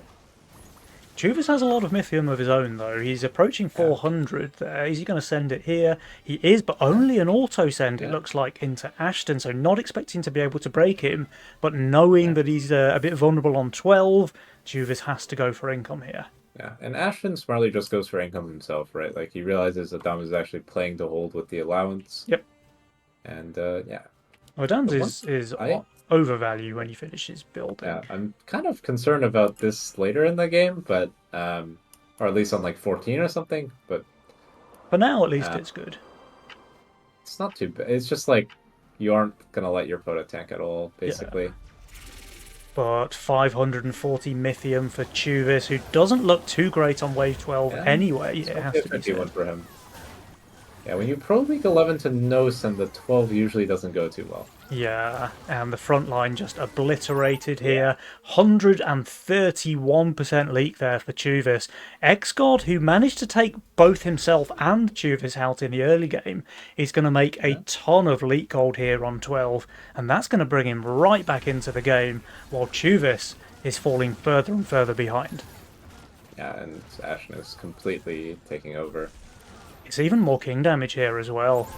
Adams was able to hold the income send, of course, but he couldn't cover too much of that massive leak from Chuvis. Now it's just all about how do you close this game. would have thought that like playing for 14 might be tricky because Adamas could probably hold if he overbuilds. So we'll see what their plan is. Maybe they will just be a 15 match from everyone. Or well, he's actually pushing, so maybe they are trying to force this 14 actually, now that I see what they're up to. Okay, I interesting. mean, it's not a bad choice. This Azure will tank absolutely nothing, and he doesn't really have a lot of damage right now on his board. Besides, like these are his only units, and it's going to be D, Tantrum, Mask. He basically just has a bunch of tanks, so Yeah. And Ashton's going to I have a think lot of he was Mythium. working, yeah. And the one thing that's for sure is that Chuvis is just not really going to pose a threat for the Yeah. remainder of this game. Like, he's I got mean, he high value didn't right now. push, but they pushed a lot. Yeah. I mean, Chuvis literally has half the workers of XGod, Yeah. and XGod is the lower pushed player on the side of Yeah. Xcrash. I mean, Ashen has their combined worker total by himself. Yeah, that's crazy. Neither kind of surprising when you think there's a lot of Yeah, fortified value, but but that thing's going to die fair quite enough. fast, right? It's going to tank the Yeah, it's entire taking a right whole side wave. split, and then the Needler's quite good against most of So his other units. they will be on value here. I guess the thing that's concerning is like even if they hold, they probably have to go 15, where they probably still can't get Ashton. Like, look, this is already a very like he's just building every synergy you could think of. Yeah. Now, Adams is on value when he finishes Yeah, building. He's actually going to be +1 or +0. Okay. yeah. I mean, he has a lot of value, Yeah. but lacking damage, maybe he can make up for it. Just he just has so many tanks. The send is pretty But big. 600 Mythium for Adams, and yeah, that Oathbreaker got obliterated. So now the Needler can start ramping on more preferential targets. The Iron Scale's already dead, chewing through that big Arcane Armoured tank. Meanwhile, in Chuvis's lane, he's very high valued as well, but that's a result of him being very, very low workers. He's going to be able to clear up nearly all of the wave, Yeah. leaking just the Needler It +1. still leaked while being 0 workers, which is Yeah. just really rough. That's a real problem. Joint matching 65% leaks actually for Chuvis and Adam, so One creep, one needler. they won't take too much king damage here, but Needler is honestly not to be laughed at. The question is, like, are you willing to send 15 now still? Like, I don't think you could get Ashton. And if you go match 16, you're probably not winning a race, which is what's going to be, because you have to push to leak them, but then you won't hold. Yeah. They do skip here on 15. Yeah. Ashton's still pretty much on value, by the way. He's just clicking whatever he wants to. Yeah. Yeah. Well, let's get the DKs online as well. Well, the thing is, Xcrash can afford to play it safe as well, right? Like, if they want to just go for Income King themselves on Wave 16, they can do that. Yeah. And I'm kind of surprised he goes to the DK, honestly, but maybe he's playing for, like, an APS here. Yeah. Like, I think going Skeleton probably makes more sense when you have, like, a good damage already, and the DK isn't that good here, and very not good next, so... He rolls the flowers in case he was very scared next. He also even has steeds for the star color circle that he's missing. I mean, he's got everything. He's got everything. He's got a ton of value as well. XGod even flaunting the AFK guns here on 15. Yeah. Are they even gonna match? I feel like they should. They do. Yeah, Yeah. there's the auto send from XGod and Ashton just maximizing their income. I'm pretty certain they're going to finish upgrading that king as well, not wanting to leave anything to chance. I'm honestly Ashton going for the no tank approach here. I'm a little surprised, but it might work. Honestly, he has so much value. He might just be able to kill everything. Yeah. I mean, he's It's a shame on that value. I Like, believe this it was on a it. big save, but Chuvis just not having any workers. He can't really put too much pressure on Ashton. Yeah, the risk thing was like he kind of wants to push to leak Ashton, but like you can see, even without pushing, he's leaking. He's very undervalued here, right? So if you push to try and get more myth into Ashton, they could have went for like a race scenario and they would die. So makes sense why he didn't. Yeah, At least the slime siren with the thing is actually a lot of tank value with the star color because it almost always casts. Oh, the guns are going this- to go down now. All three of them, actually. So that will be a bit of a leak there for XGod. Ashton, though, he It's a has complete the takeover. dragon He has army 3 here dragons with the out. Hades. He's easily holding. And a fourth one, why not? Yeah. He's going to full cover as well. That's an Yeah. 86% leak on XGod, 100 gold shutdown as well, but I just don't think that's going to be enough, especially with Ashton fully covering his teammates' leak here in Yeah. the mid.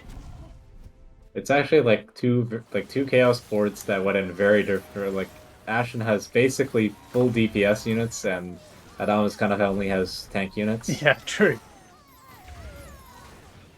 It also helps that Ashton has significantly more Yeah. income than his counterpart there on the dams. Yeah, and his synergies just ended up being way stronger. Like the Potent Mass was a nice start, but then he didn't really get anything going after that, right? Mhm. He kind of just built some tanks. No real other carry threats were able to come in. Oh, look at this Whereas though. Ashen, Offmer, we've got Chuvis. He's suicide yeah, pushing now, trying to make something happen, going up to but 50 workers. By the way, his suicide push is still less than Ashton's just natural worker count. yeah, Ashen's even trying to overbuild a bit, and he's still at 60 workers. So Yeah.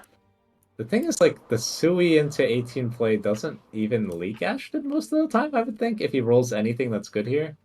Yeah, I mean, he's even shifting 200 gold and he's still overvalue, Yeah, so. like maybe like a Phoenix or some skeletons. The Phoenix is kind of hard to get a good positioning for with his units, so maybe just go for the skeletons here to get some tanks. Yep. But in any case, I think sending here is pretty simple for them. They see this Chuvis is pushing. Yeah, Chuvas does hold with the suicide push, though. His I unit mean, quality was good enough. And I think they Ashton and could even Xgod, they skip, like, do skip. They have got a yeah. fully I upgraded king, right? Yeah. think the thing is, Ashen is just not scared. And he will go for a Phoenix, even if it's like mostly DPS. Mhm. Um, and then, I mean, I would imagine he goes for at least one skeleton. Yeah, 429 gold. He's got a lot of options there. He is gonna build, right? Yeah, Ashton, you are going to spend that 400 gold. You are gonna build units, right? Okay. I mean, now kind of nothing to build. He goes for another small archer. Yeah. It's I better mean, better than shifting the 400 gold, problem I think. before Witch is that it's like no tanks against so much damage. Like he kind Yeah. of one-shot the left side in 2 seconds. Yeah, the left side has already just been Yeah. obliterated there for Ashton. Xgod, meanwhile, I Yeah. mean, the gun's not really known for their Wave 18 ability, Yeah. so it looks like he's probably going to go for a bit of a leak here. Although another round Well, of I Many think Creeps from the Ashton's Gates does come out. Ashton very easily holding the suicide send from Chuvis, though, and here comes their Wave 19 counterattack. Xgod will be leaking just what a one beast. creep, the perfect pro leak to give themselves more time to save. Yeah, and now they can see the Sui, right? So it's Yeah. pretty easy. I mean, they got the shutdown. Yeah, I don't think the 125 Topium. gold is going to be enough to keep them alive on wave 19, though, Offmer. Here we Yeah. go. Jules giving them just 1% chance to take this one. The entire win probability bar turning Yeah. blue in favour of X Crash, and I have to say, I kind of agree with him here. Yeah, he might be onto something here. They both have red eyes. Pretty good unit on wave 19, but you know what's not great on 19 is being more than 2,000 Yeah. under the recommended value. These sends are huge now coming out from Ashton and Xgod. Yeah, and I kind of love the way XWeb played this game in general. If we can just start reflecting on the game already. Like, Trubus ended up having a really strong late game role, but just completely taken out by XWeb. And XWeb, with not the best late game role himself, knows Ashen is chaos, and kind of just sets him up for a success here. Yeah, really, really good team play there from Xgod and Ashton. Ashton in the carry position, and Xgod very much in that support role, making sure that Ashton had the game of his life here in game number 3. And here we go, 141% leak on Chuvis, 188% there for the Dams, and yeah, their king has absolutely no chance of surviving this. Yeah, really, really well played. Really well played. X Crash do take the series 2-1. Congratulations, they have now secured their place in the grand final. But Offmer, facing them, they will be up against. Remind me, it's Drakir.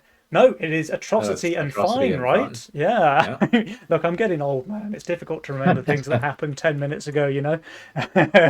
But, so, yeah, we've got our grand final decided it will be Atrocity Refined up against the team of X-Crash. So that's going to be very exciting, guys. We are going to take a 10-minute break right now to give the casters and players a little time to relax, but don't go anywhere because we are going to have some super exciting grand final games coming right up. Any final thoughts from you, Offma, before we go on a break? No, just excited now because I don't think I've ever seen either X-Crash play against Fine and Pooweeded or against Atrocity and In the Hole. So kind of like a new finals matchup, really.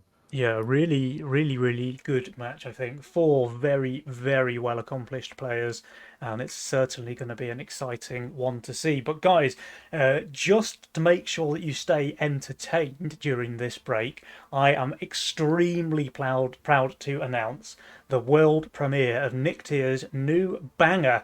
This one is featuring my lovely co-caster, Offma, and it's called It's Over. Offma, I hope you enjoy this one. I know this is a surprise for yourself as well, but I have to say, it's impressive. So guys, here it is, Nicti featuring Offma with It's Over.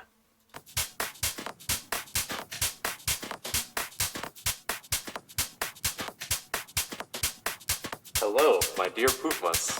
I've got something extra special cooked up for you today.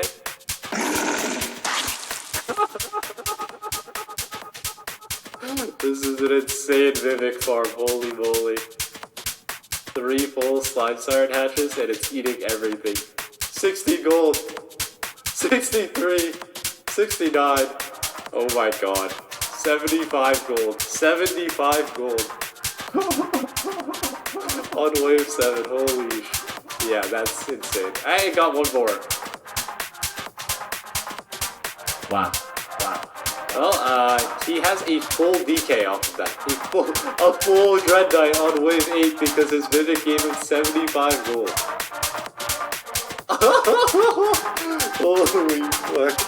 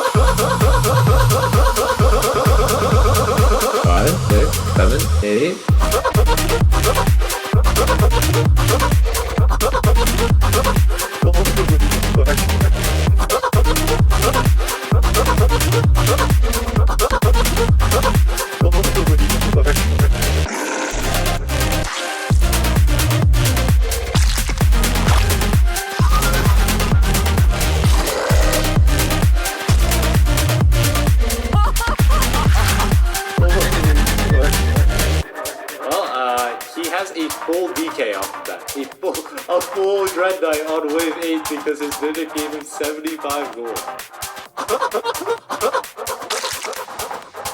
Holy fuck. That's actually great. Holy. Okay, well, I'm pretty sure the game is like actually over off of that. I'm not even drawing. Like, that is just... yeah. What the fuck is going on with my games, man? They're all cursed.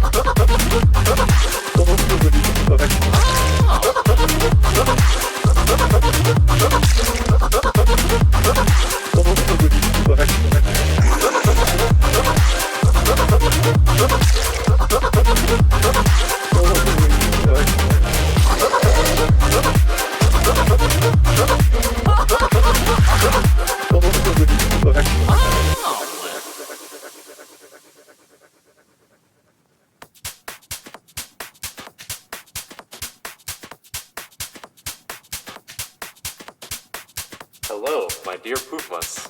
I've got something extra special cooked up for you today.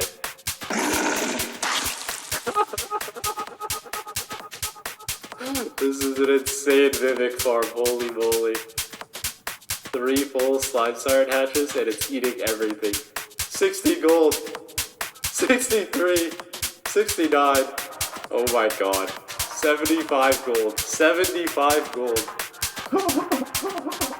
On wave 7, holy yeah, that's insane. I got one more. Wow. Well, he has a full DK off of that. A full Dread Knight on wave 8 because his Mimic gave him 75 gold. Holy fuck.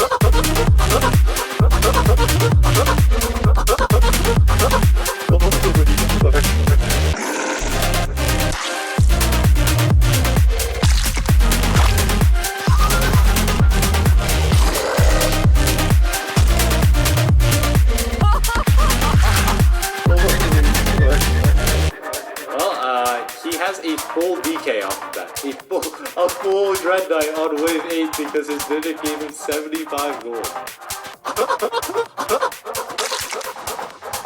Holy fuck. That's actually crazy. Holy. Okay, well, I'm pretty sure the game is like actually over off of that. I'm not even trolling. Like, that is just... yeah. What the fuck is going on with my games, man? They're all cursed.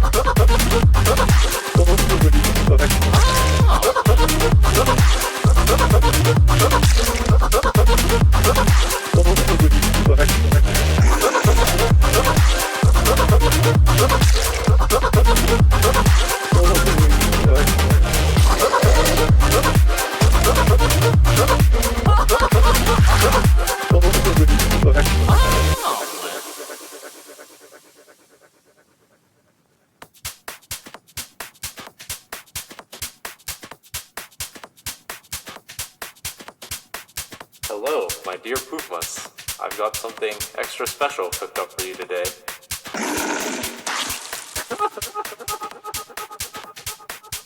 This is an insane Mimic farm, holy moly. 3 full Slime Siren hatches and it's eating everything. 60 gold, 63, 69, oh my god, 75 gold, 75 gold. On wave 7, holy yeah, that's insane. I got one more. Wow. Well, he has a full DK off of that. A full Dread Knight on wave 8 because his Mimic gave him 75 gold. Holy fuck.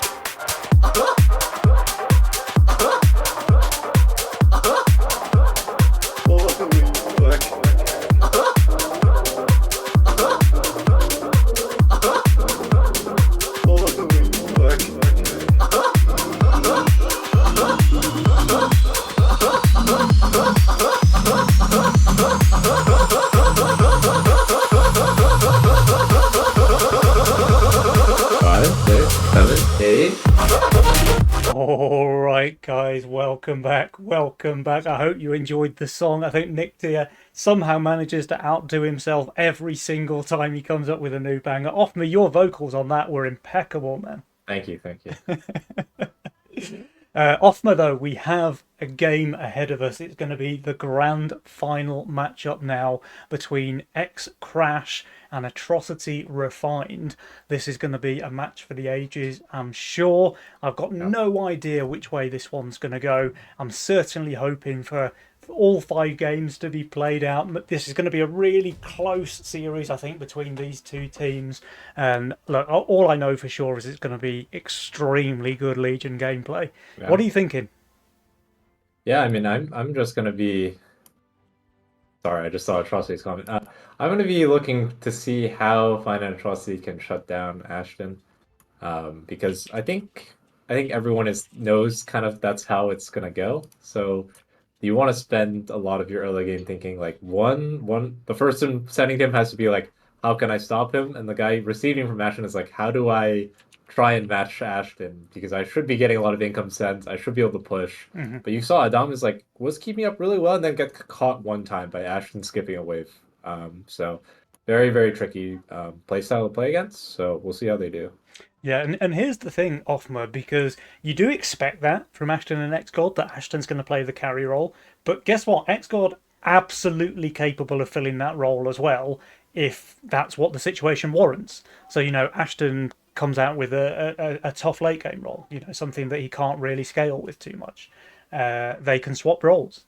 Or even if the opponent is just trying too hard to try and put all the pressure on Ashton and feeding XGod a bit too much, well, he can certainly scale as well. So don't just rule out there's going to be the Ashton show, because both of these players equally capable, I think. That said, when you do see Ashton snowball, it really is a sight to behold.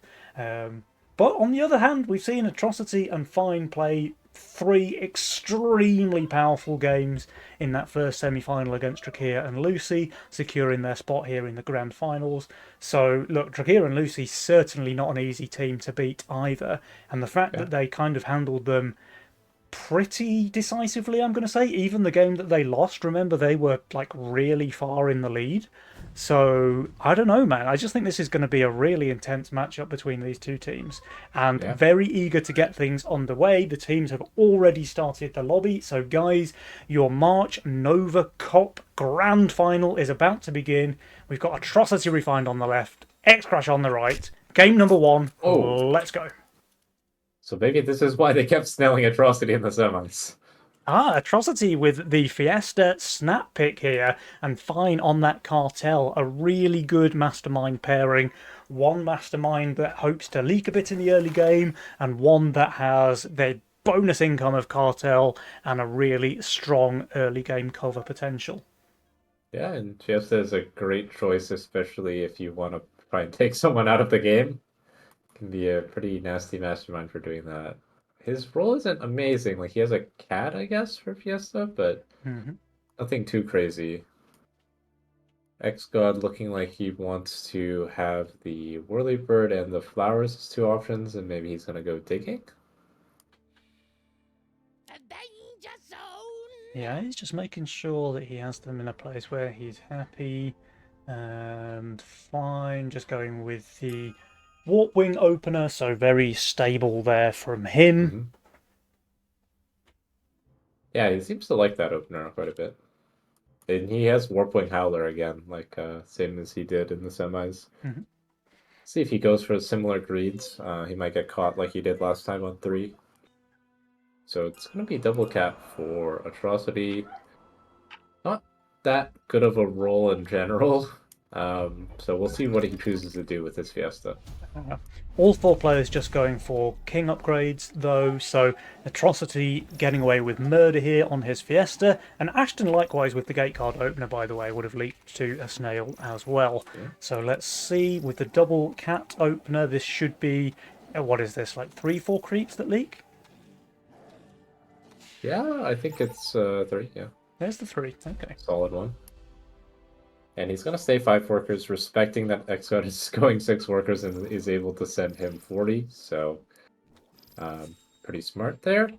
Oh, never mind, I lied. He went 6 workers. And snails coming out from all players on the board right now. So is anybody going to be able to hold here? I think with Probably Ashton. Although, I don't... Oh, this is an interesting position. The column 2... infiltrator here, so that should tank a fair bit more than the gate guard actually.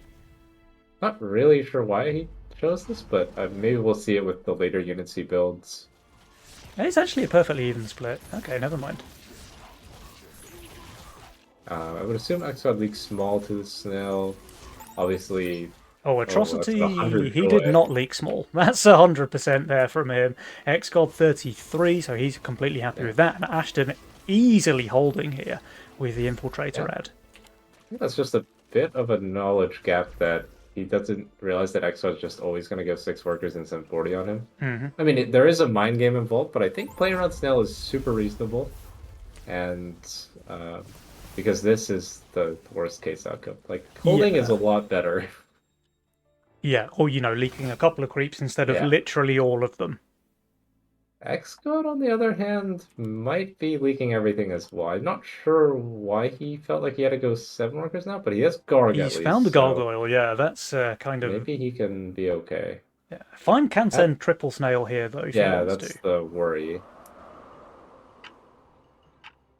Will he? Yeah, He he will. goes Okay. for he Triple leaks and snail then into X-God's very, very greedy 7 worker yeah, push. and doesn't even Gargoyle, get any split taking. Gargoyle, obviously the best addition on wave 3, but will it be enough? Kind of ignoring the snails at least. Well, now gonna hit them, but I mean, he's doing honestly really doing well. really, really good. Yeah. So maybe this unit is completely broken. Wow. 28% Yeah, leak while having 7 workers on wave 3. That's very well very played. impressive there from God. He's in such a good spot right now. Yeah, and it was a positioning kind of masterclass. All 3 snails to the left, so the gargoyles just get to free hit the wave. We do have all 4 players there on 7 workers though, so nobody managing to take a huge economy lead so far. If one player was a worker ahead, it was Xgod with the 7th already for wave 3, but everyone else has now caught up. He has got a decent chunk of Mythium in his bank though, 80, nearly 90 Mythium there for Xgod. An Atrocity with the double Necromata, not exactly known for being able to hold wave 5, right? Yeah, he's going for a shift here, which I kind of like. Kind of incentivizes Xgod a lot to send him on 5. Mm-hmm. And maybe he can prep like double boosted ninja or something. Yeah, Or I mean, reroll. that's what he's going to have to do. The shift is not going to be enough for him to get a bunk or something like that. That could be a real powerhouse for him. We'll have to see if Xgod does go for a full send here or not. And it has escaped to 9 workers now. It's Double brute brute here. coming out from Xgod. So Atrocity, what is your answer to this? Because the send is pretty deadly. Flower boosted orchid is his plan. Okay. Solid. He does need to boost the Orchid, I think. You can't get away with being greedy here when you're receiving a 140 Mythium send on your weak wave. Yeah, and he goes for it. Xgod overbuilding now with the Sky Queen. This is Kind like of exactly the surprising. same positioning that we saw in the previous Yeah. game from Fine. He's got this one down. Yeah. Yeah, I'm kind of surprised Xgod is going for the overbuild like this crazy amount, but kind of a weird build too with like a Sky Queen and a Whirlybird. Mm-hmm. But One I mean, more, one Atrocity's doing really good. Oh, yeah, 50% leak there from Atrocity is a really good result, and his teammate Fine is easily going to be able to cover that, I think, with all of that value still left alive. And of course, the Fiesta from Atrocity taking the sting out of that leak here on wave 5. Yeah. This Xgod build is kind of troubling because now he gets a set and he's still 8 workers after being overvalued the last 2 waves. Yeah. Because his build kind of stinks. It's just 2 ranged units and that's it. I think like trying to transition more towards a gate guard with the Whirlybird could have made some sense, or basically any melee unit, even like a pack rat would have been preferable at some point, I feel like. But Yeah. here comes the gate guard now. He doesn't seem to be using that redraw as often as some of the other players that we've seen use this mastermind, right? So he's kind of making do with maybe a bit of a subpar role rather than spend the gold digging for units. Can't really blame him though, because that's exactly how I play redraw. Yeah, and he's going to be fine here just getting income. I mean, the thing is he still has a weak wave on wave 8, and he is going to roll for something now. Ashton, meanwhile, kind of just getting income fed while greeting insanely hard. 12 workers here on Ashton. 13, in pushing. fact. He's still going. Will he go to 14 workers already on wave 6? He will. What a machine, man. That is very, very crazy. Yeah, the beast from Bulgaria there, Aston Bushta, absolutely dominating with the snowball here in game number 1. Will Atrocity go for a send here? He was looking to go 8, so he will catch Ashton on 8, but he's kind of gotten away with it for now. But this combined wave 8 send could be pretty bad for Xgod and Ashton. Yeah. I think it's kind of a crazy risk that Ashton is taking, considering he could just have been okay with the advantage he already had. Yeah, I mean he's gonna have a lot of income. They're getting some king upgrades in as well. Yeah, I mean, we'll see how Ashen does. I mean, if this is fast wave, then Ashen's probably only getting like 160, 180 total. And maybe that's holdable with like a boosted Orchid or something. And the wave will be Uh, relatively quick, I think. Nobody's going to be leaking here. yeah. Yeah, there's the pack leader coming out from Fine. Let's see, Atrocity doesn't have pack leader Mythium right now, and the wave is Double too Brood, fast. The maybe? best he can do is a mole, perhaps? Yeah, there we go. Yeah, that's for the mole. I mean, it's not ideal just because a very easy option is boosted Orchid. Yeah. I But he don't know couldn't if that's afford what he's anything gonna get. better, right? 286 gold there. Ashton actually going for the Elite Archer, so the mole going to be much better than it could have been against a boosted Orchid. Yeah. Is he going? He's not even gonna boost the small one. Oh, he is, Oh, okay. yes, okay. Well, that will help to kill the mole Yeah. at least fairly quickly. But really nice positioning at least to get the Archer tank. Obviously, the Slime Siren is Is she one going to of get his to Slime full mana? Sirens. It's close. She does, just barely. Huge. I mean, really nice positioning actually to drag only his magic damage onto. Okay, oops. Ooh, X-God though, leaking the 90 Yeah. HP on the pack leader. That's got a sting. Atrocity does leak to the Fiend. Ashton though, meanwhile, despite the Very risk he nice, took yeah. there on wave 6, doing phenomenally well here against the 180. However, X-God leaking so badly here Yeah. is I that's think got to hurt. it's a classic didn't move your split back to the left, so we split focus the pack later and then somehow get unlucky and don't kill him. Yeah. But also a symptom of his build, right? Like, both of these units kind of suck on wave 8, and this unit also sucks on wave 8, so just kind of ended up with a build that isn't very synergistic together and with Ashen's weak wave as well, so X-God is going for a full resend here, wave 9 though. Let's see, does Ashton... No, Ashton's just going for auto send again. So really snowballing. Look at that, 203 income there on Ashton. yeah. Although Fine is more than keeping pace in workers. Fine is doing a really good job as well, but obviously Ashen is a bit ahead of everyone. Yeah, he's in a really good spot. This resend might work, honestly. It's not a big send, but only an Orchid that won't be boosted. Yeah, Atrocity's on decent value here, but a lot of his units are quite bad on wave 9, and like you say, no boost there on the Orchid. Takes away a lot of its power, because that a boosted nice Orchid just position. deletes wave 9 creeps.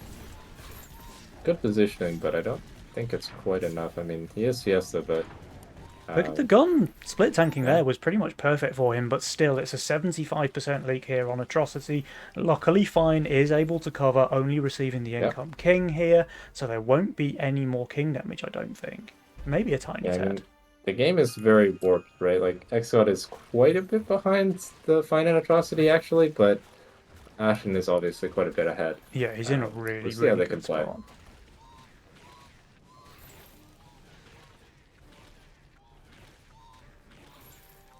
Yeah, no king damage to be dealt this time around, so Atrocity refined are in a decent spot as well. We'll have to see how that power score adjusts now. Ashton's still in the lead, but Fine is closing the gap.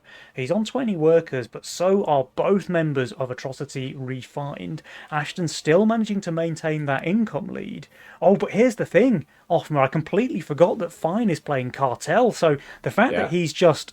I mean, already slightly behind Ashton in terms of income, he's about to take a big, 36 income penalty on wave 11? Yeah, it's a rough one. I mean, this egg by Exod's pretty smart. He doesn't really have any natural tank value yet, so trying to sneak in a dead egg here.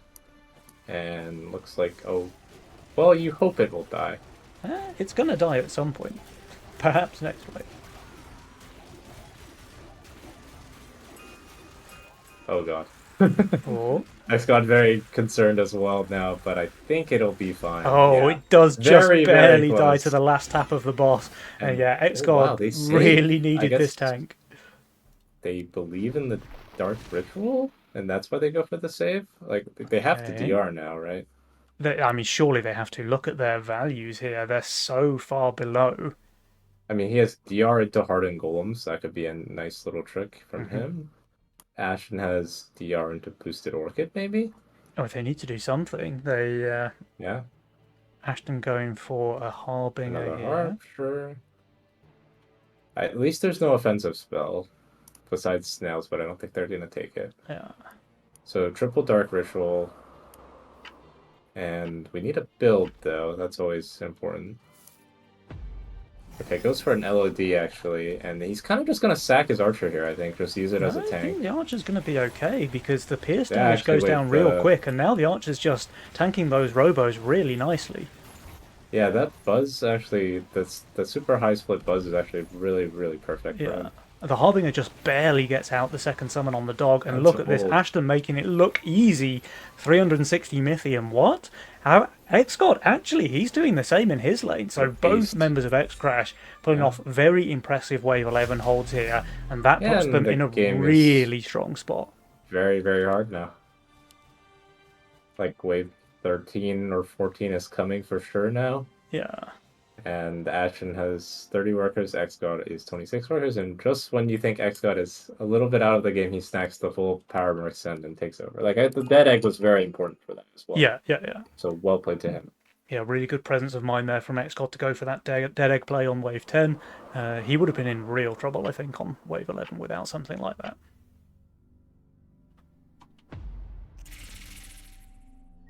And just really good positioning from both Exod and Ashen so far, just holding basically most of the Crocusends. Exod maybe making one mistake on wave 8, but other than that, very solid.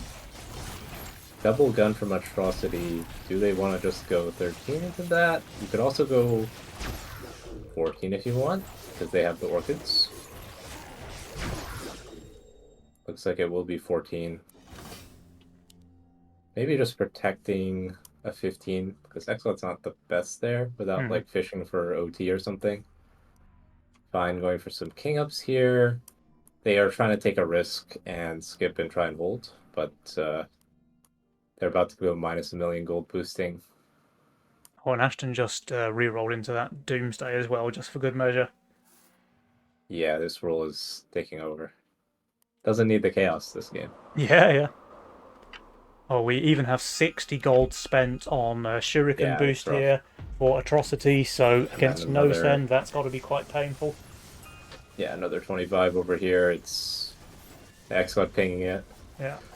And now they can send, and obviously the Rem is not going to be as good, but with all the Shuriken boost, but it's still going to delay a lot of the gun damage. Yeah. And we have Needler and Centaur coming out from Wow. Ashton with a pack to boot. Just so much damage, right? It's going to be really hard for like a Warpwing type stall Yeah. build. Or like even Fine, these Slime Atrocity, Sirens. they do know it's coming at least. They are going Yeah. for the Income King play, just desperately trying to survive here on wave 14. Catapult, but I don't think it's the right answer. Like, the best answer here would be like Hardened Golem, obviously, but something to offset this much Swift Arcane. But in fact, all he's got is more Swift and Arcane. Yeah. And he doesn't even go for a boost. I would think that cat stacks are not better than a boost, because now you have to hit this ram for a while. Gun is split tanking a little bit, but the sends are enormous off mode. We've got 980 Mythium over here for Fine, 860 for Atrocity, not too far behind, and the Needler's just overwhelming these guys' lanes. Atrocity is going to be leaking huge, 123% there for him. Fine, 165% in Fine's lane. These are combined enormous leaks from these two players, and I think Atrocity Refined are going to go down here in game number 1. Yeah, it's just really, really well played from X-Trash. Really clean play indeed. And there we go, 1-0 lead goes over to the side of X-Crash. So they've come out swinging here in the grand finals. Obviously in a really good bid to make themselves the March champions, and that's how this story starts, I think. But it's not over, Offma. It's still a best of 5. Fine and Atrocity have a lot more chances to make this one happen. But I think in terms of how like the gameplay morale works, they kind of need to win game number 2, because if you're 2-0 down, you're just Yeah. really, really scrabbling for your life. Whereas a 1-1, obviously, that's anyone's game. Yeah.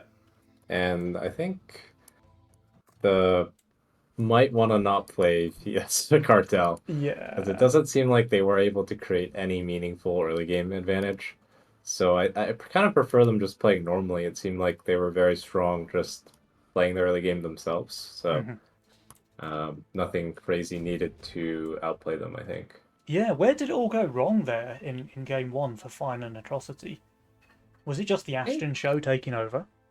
Yeah, I mean, they never really got to stop Ashton the whole game, basically.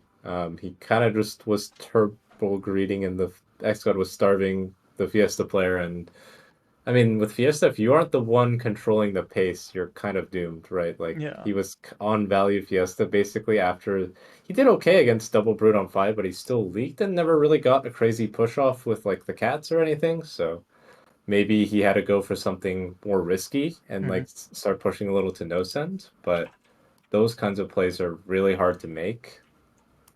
And Yeah. I don't think it's it's not really their play style. Their play style is like a lot more sound gameplay in the early game. And then maybe just look for a combined opening at one of the waves, but they just didn't find that this game. Well, let's see if they can turn things around here, Othma, because game Yeah. number 2 is underway. Oh, well, he probably didn't want to see that. Yeah, he pressed the Megamind button and he's been given Fiesta once again. Not a very good Fiesta roll either. No, not the best. I mean, maybe some sort of bazooka opener. But yeah, a little tricky for him. And Ashton has a decent start with the Archer. And X-God going for the cash out. So they're saving their lock-in random for the last game, it seems. Okay, interesting. This time we've got Greed here from Fine, so not going with the Cartel that we saw in game number 1. X Crash, well, we can't really talk about Ashton's role. He's playing Chaos, of course. X-God, though, his role is not looking great to me, honestly. He's got some options there A lot of to early start. games. Yeah, a decent early game, but the late looks kind of rough.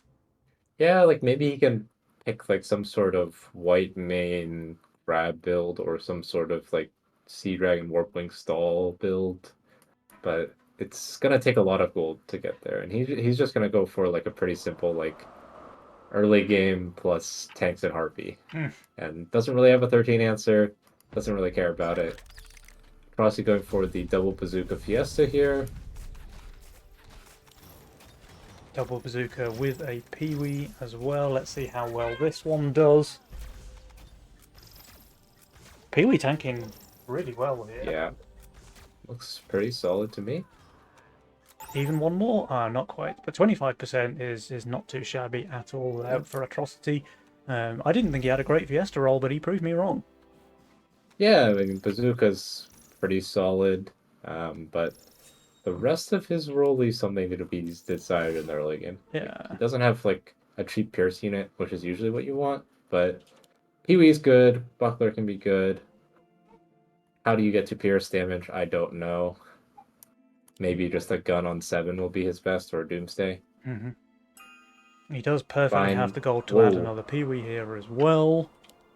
Fine going for a pretty greedy opener, 4 workers with a pack rat, and he gets snailed. So maybe Ashton knew exactly how much gold he was going to have and realized that he might greed like this. So great call out from him. I think that's going to be a sleek. It looks like you're right. The Warpwing is getting rushed down here by the wave. But on the other hand, it's going to be a very, very small leak from Atrocity against a no-send. This time making the correct really clean Fiesta from Atrocity. One more? Okay. Beast. 17%. Slightly not too lessened by the fact that his teammate leaked half the wave to a single snail, but... Maybe not the right greed when your teammate's Fiesta, but fair enough. Fair play, he tried something.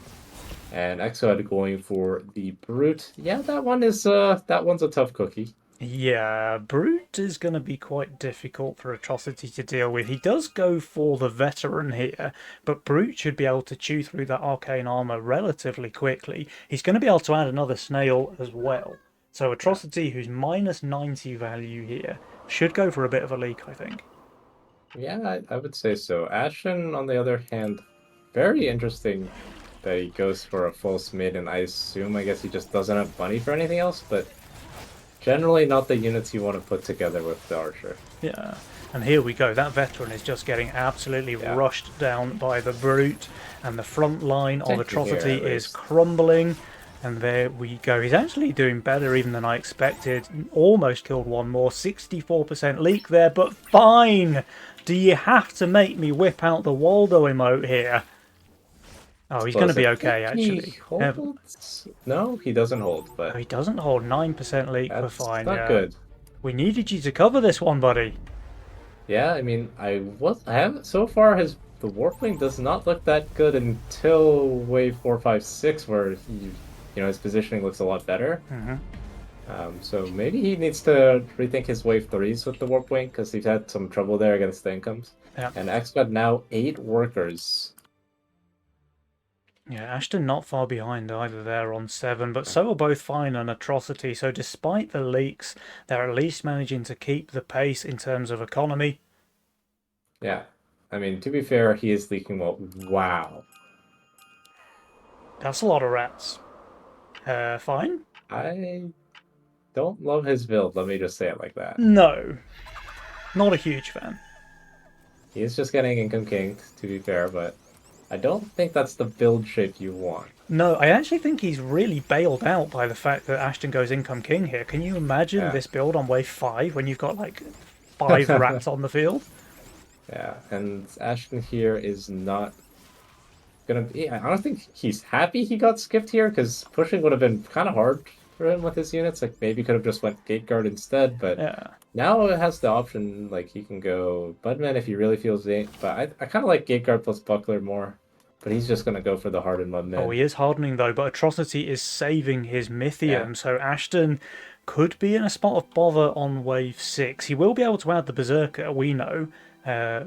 But even so, the Archer is terrible on 6, de-hardened Mudman pretty terrible on 6. In his defense, the Maiden will be a bit better on 6 as a tank, but that's not much. Like, the important thing is the Chaos roll. Yeah, I mean, Halo or double Gate Guard could be solid choices. Fine, spam pinging the Heart of Mudman, very good for them. They can look for a 6 play now. Can XCOD get to like a Yozora here? That would be huge for them. He's pretty close. Will there be a small leak here from Atrocity? There will. So in one way that's good, because it's going to guarantee XCOD gets to Yozora, but in another way it's quite a lot of extra time, while Atrocity already has 160 Mythium. It might guarantee the triple Brute and income into Ashton, which is very... Oh, or Imp Brute, sure. Imp Hermit, perhaps? Imp Hermit, maybe, even? Yeah, there we go, Imp Hermit. And we've got a Mole as well from Fine into XCOD. He's going to have some difficulty with that. He actually goes the Antler. Okay. Mole is, like, completely destroying his build. Like, his Harpies will do 0 damage. He just has no damage. And the Flower, of course, does 0 damage as well. Yeah. I mean, Ashton has a Halo. He will be guaranteed to kill some units. He has a Halo, but he has very little tank value, I think. The only big melee unit is this de-hardened Mudman. Yeah. And I think... I mean, obviously it's with, like, perfect knowledge, but I think I still would have preferred just going Gate Guard Buckler, and, like, XCOD would always cover you on 5. You already showed the Sea Dragon, so you're stronger there. And then here you would have a Harbinger, right? And then this would be not a problem, but it looks like it's not a problem anyways. His Halo's picking off those hints real fast. Yeah. I think XCOD's Harpies are doing exactly 0 damage. Yeah. So... Unfortunately, this would be a good build choice if it was not a Mole. This is very unfortunate as well, leaking 2 super low HP Roccos. Yeah, the problem is the Harpies legit do 0 damage with the Mole involved. Yeah. Otherwise, he would for sure be doing a lot better. So, good send, and nice Fiesta from Atrocity. Oh wow, the single creep leak? Very good. And things are looking good. This is a much better Fiesta game from him. Now things are looking pretty interesting. So Fine and Atrocity, not the best start to the game perhaps for the first few waves, but that wave 6 play brings them right back into it. And in fact, they've got a slight lead. Yeah, and I think so. Yeah, I mean, Xcode now has a very difficult game because he built an antler on 6 and didn't hold, so his 7 and 8 are very, very weak. Yeah. And Fine going for a very greedy push here with the double pack rat hunt, but Ashton going for a save here, not going to be able to punish him. Mhm. Meanwhile, the gun comes out for Atrocity, so should be in good shape now. Yeah, he's easily holding the Fiend Send here on wave 7. We do have quite a scary amount of Mythium there for Ashton though, 140, 150. Yeah. So when he decides to go for a big send, it's only income though. Yeah, and I think he just realized that double pack rat means too risky to try and leak him. He's Yeah. basically on value. A long, long wave as well. Yeah. So I think this is just going to be much better and better for Fine and Atrocity. Obviously, Ashton is still in a great spot. He did I'm very actually well just on not 6. scared at all, by the way. So he's receiving like a 200 Mythium send here, and he's hunting 3 pack rats. He's getting massively bailed out by the income send here from Ashton. I think he's leaking. But, okay, 1 rat up. This is a very crazy, it's like build for 9N double hunt? Yeah.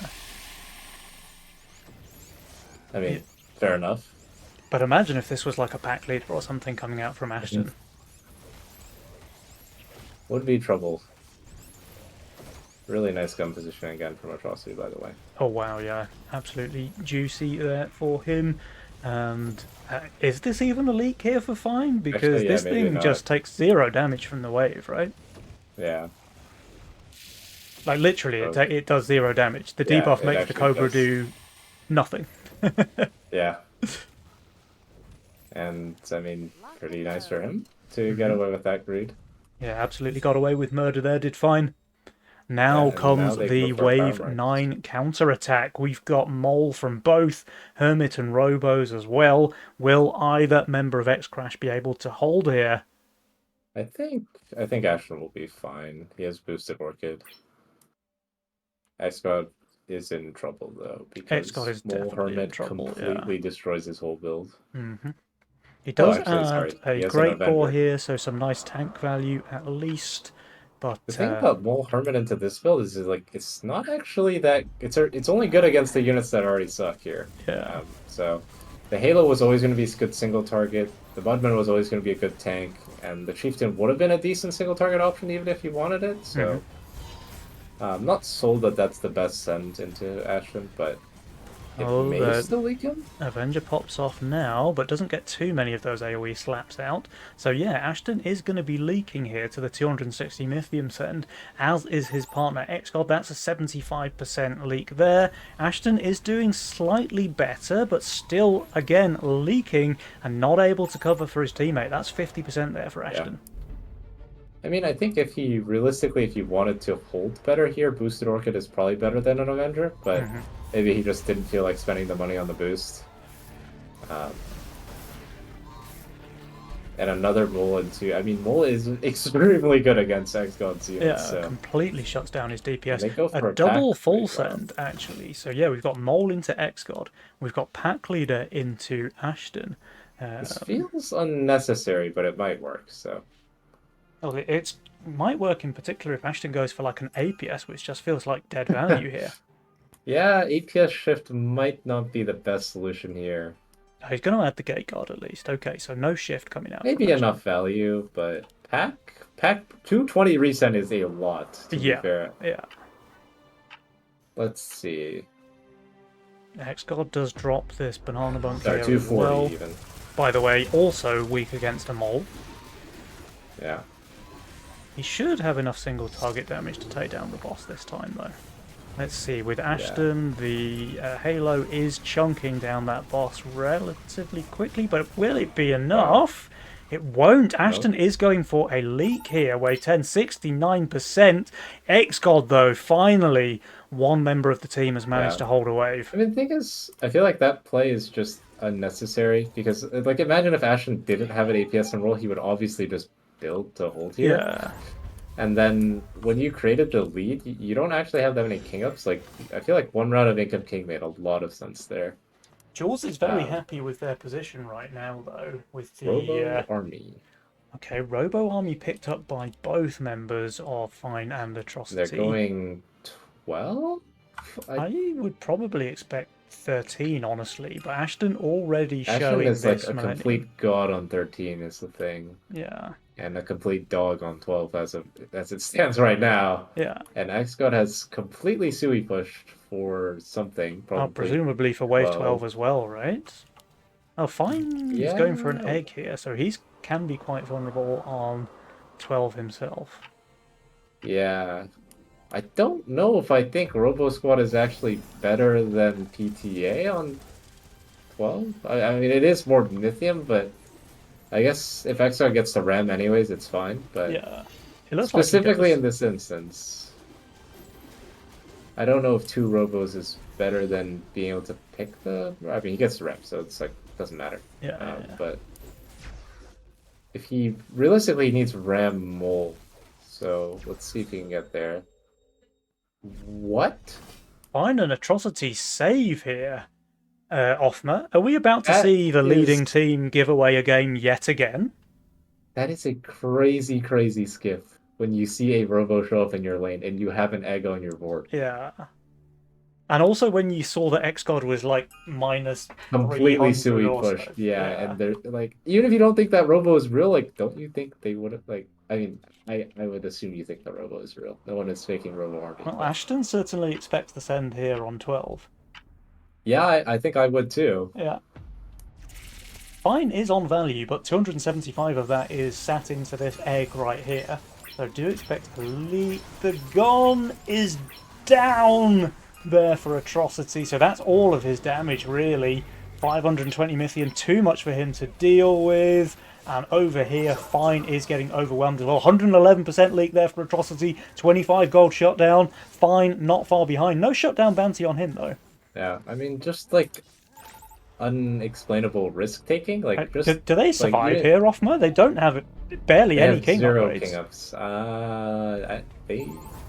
They might be dead. Wave 12 is kind of Thanos. And there's a pack leader still alive, a bunch They're of completely one robos. shot. Yeah, wow. Okay, They Robo armied into never said the big That's- move. That's the tough that's one. interesting. That is. But the thing is, I don't Wow. even understand what they see in 13. Like, isn't Ashen holding 13 always? I mean, they already saw him dropping the Millennium on 12, right? And like you said, he has the Avenger as well. Ashton's role is almost handpicked for Wave 13. Yeah, he Sure, even has the X-God's Halo, gonna suck like- there, but. Yeah. I wouldn't even been mad if they income kinged with Robo Army on 12. Like, Yeah. Well, look, this is the second game, I think, on the stream today where we've seen the leading team manage to completely throw away that lead and get one shot with an undercut. Very, very well played to X-Crash, though. But they're now 2-0 in the lead in this grand final, just one game away from being our March Nova Cup champions. I Yeah, think Fine and I mean- Atrocity are going to be feeling the pressure now. much better early game. But then I feel like the 10 reset is just like a kind of a bad solo. I feel like it's like a bad habit from ranked games. Like, it works in ranked because people like to push, but like, are you assuming that X-God and Ashen don't respect that you have a lot of workers? Like, the safer play is to always just income there and then figure out the mid game because it's not like they have bad builds and need to kill them. Yeah, yeah. So They could have just played it slow and steady, and yeah, I mean, like they just have no camps, right? Like, it's a perfect opportunity to at least have something so you don't get randomly one shot in the mid game. yeah. With that egg on board as well, like Fine, I think would have Yeah. very easily been able to hold a Wave 12 send if Mm-hmm. he hadn't dropped the egg. But I mean, Yeah, the and I fact think- that you see the Robo Army coming, you pick it yourself as well, and then you just save it for next game. It seems. Yeah, and Atrocity also, like, he had really good positioning with his gun. Like, it was shooting, like, even while shooting the ram, it was tanking 12 almost perfectly. He just needed some value. Yeah, yeah. The Send was too much, right? 520 Yeah. Mythium was just too much for him to deal with. Wow. Yeah. Okay. Well, guys, we are 2-0 in favour of X-Crash here in the grand finals. Fine and Atrocity. They have one chance remaining. They need to win every single game from here on out, because a single mistake like the one we've just seen, and they are out of this tournament. Ashton and XGod will be the champions. Can they make it happen, Offmer? Yeah, I mean, they played a much, much better early games. And now Ashton and XGod are on to their quote unquote worst masterminds, or at least preferred masterminds. So Yeah. probably going to see lock and random from one of them. Don't know what the other one will pick. Cartel is open, Fiesta's open. Greed is gone, so that's a pretty stable mastermind. But they do have Lock-in Random, which I think is certainly one of their favourites. Yeah. In fact, that was the one that XCOD ended up double picking, causing the controversy in yesterday's games. So I'm He sure loves it we'll that see. much. I'm sure we'll see that one coming out, but I don't know what the second will be. I mean, I wouldn't even hate just Megamind. I think that's also Yeah. okay here. Yeah, Like one lock and random. But I mean, I think the safest, like best masterminds left are probably lock and random plus Cartel. So Mhm. Yeah, but like, I think Fine and Atrocity, they're going to have to make something special happen here in Game 3, because not only are they 2 games behind, but it seems like Ashton and XGod are pretty much unstoppable here on the stream today. Let's find out, guys, because game number 3 is here. Will Atrocity Refined be able to come back into this series? Megamind redraw. That's not bad. Megamind redraw, Megamind Lock and lock-in for random. Oh, Ashton. Megamind lock and random. Oh, so they can just play double lock and random without cheating this time. Oh, Fiesta for XGod, okay. Okay. Well, he has Pixie. Or Windhawk or Cat or whatever he wants, really. I mean, wow, that's really nice. It's like the freest 6-worker crusher plus Fiesta. Yeah, that's really, really juicy actually, with the bonus 8 gold that you get from lock-in random. And his teammate going to cause a long wave. Will he go with the Pixies? Or, I mean, he's got Windhawk, he's got Nekomata as well. He's got all of the Fiesta openers to choose from, it seems, for XGod. I would say, like, XGod as a player, I feel like in my head he would prefer to play around, like, the Windhawk, but I could see him, like, the Pixie is the easy thing to do as well. Yeah. Bit riskier as well, though, on the Pixie, right? Yeah, it's fair. It's a little more selfish, usually. Like with Windhawk, you have a little more flexibility to play your style, and No, he is going for the Pixie, okay. yeah, the snail is not going to work. Snailing Atrocity. I think you're supposed to I add think another this is- Pixie here, right? I thought so, but Ashton was picking Ashton it is as well. telling him. Yeah. And he's going for the save, so looking for maybe a 60 cent into Fine. But see Fine if is just super safe in the early game with this casket.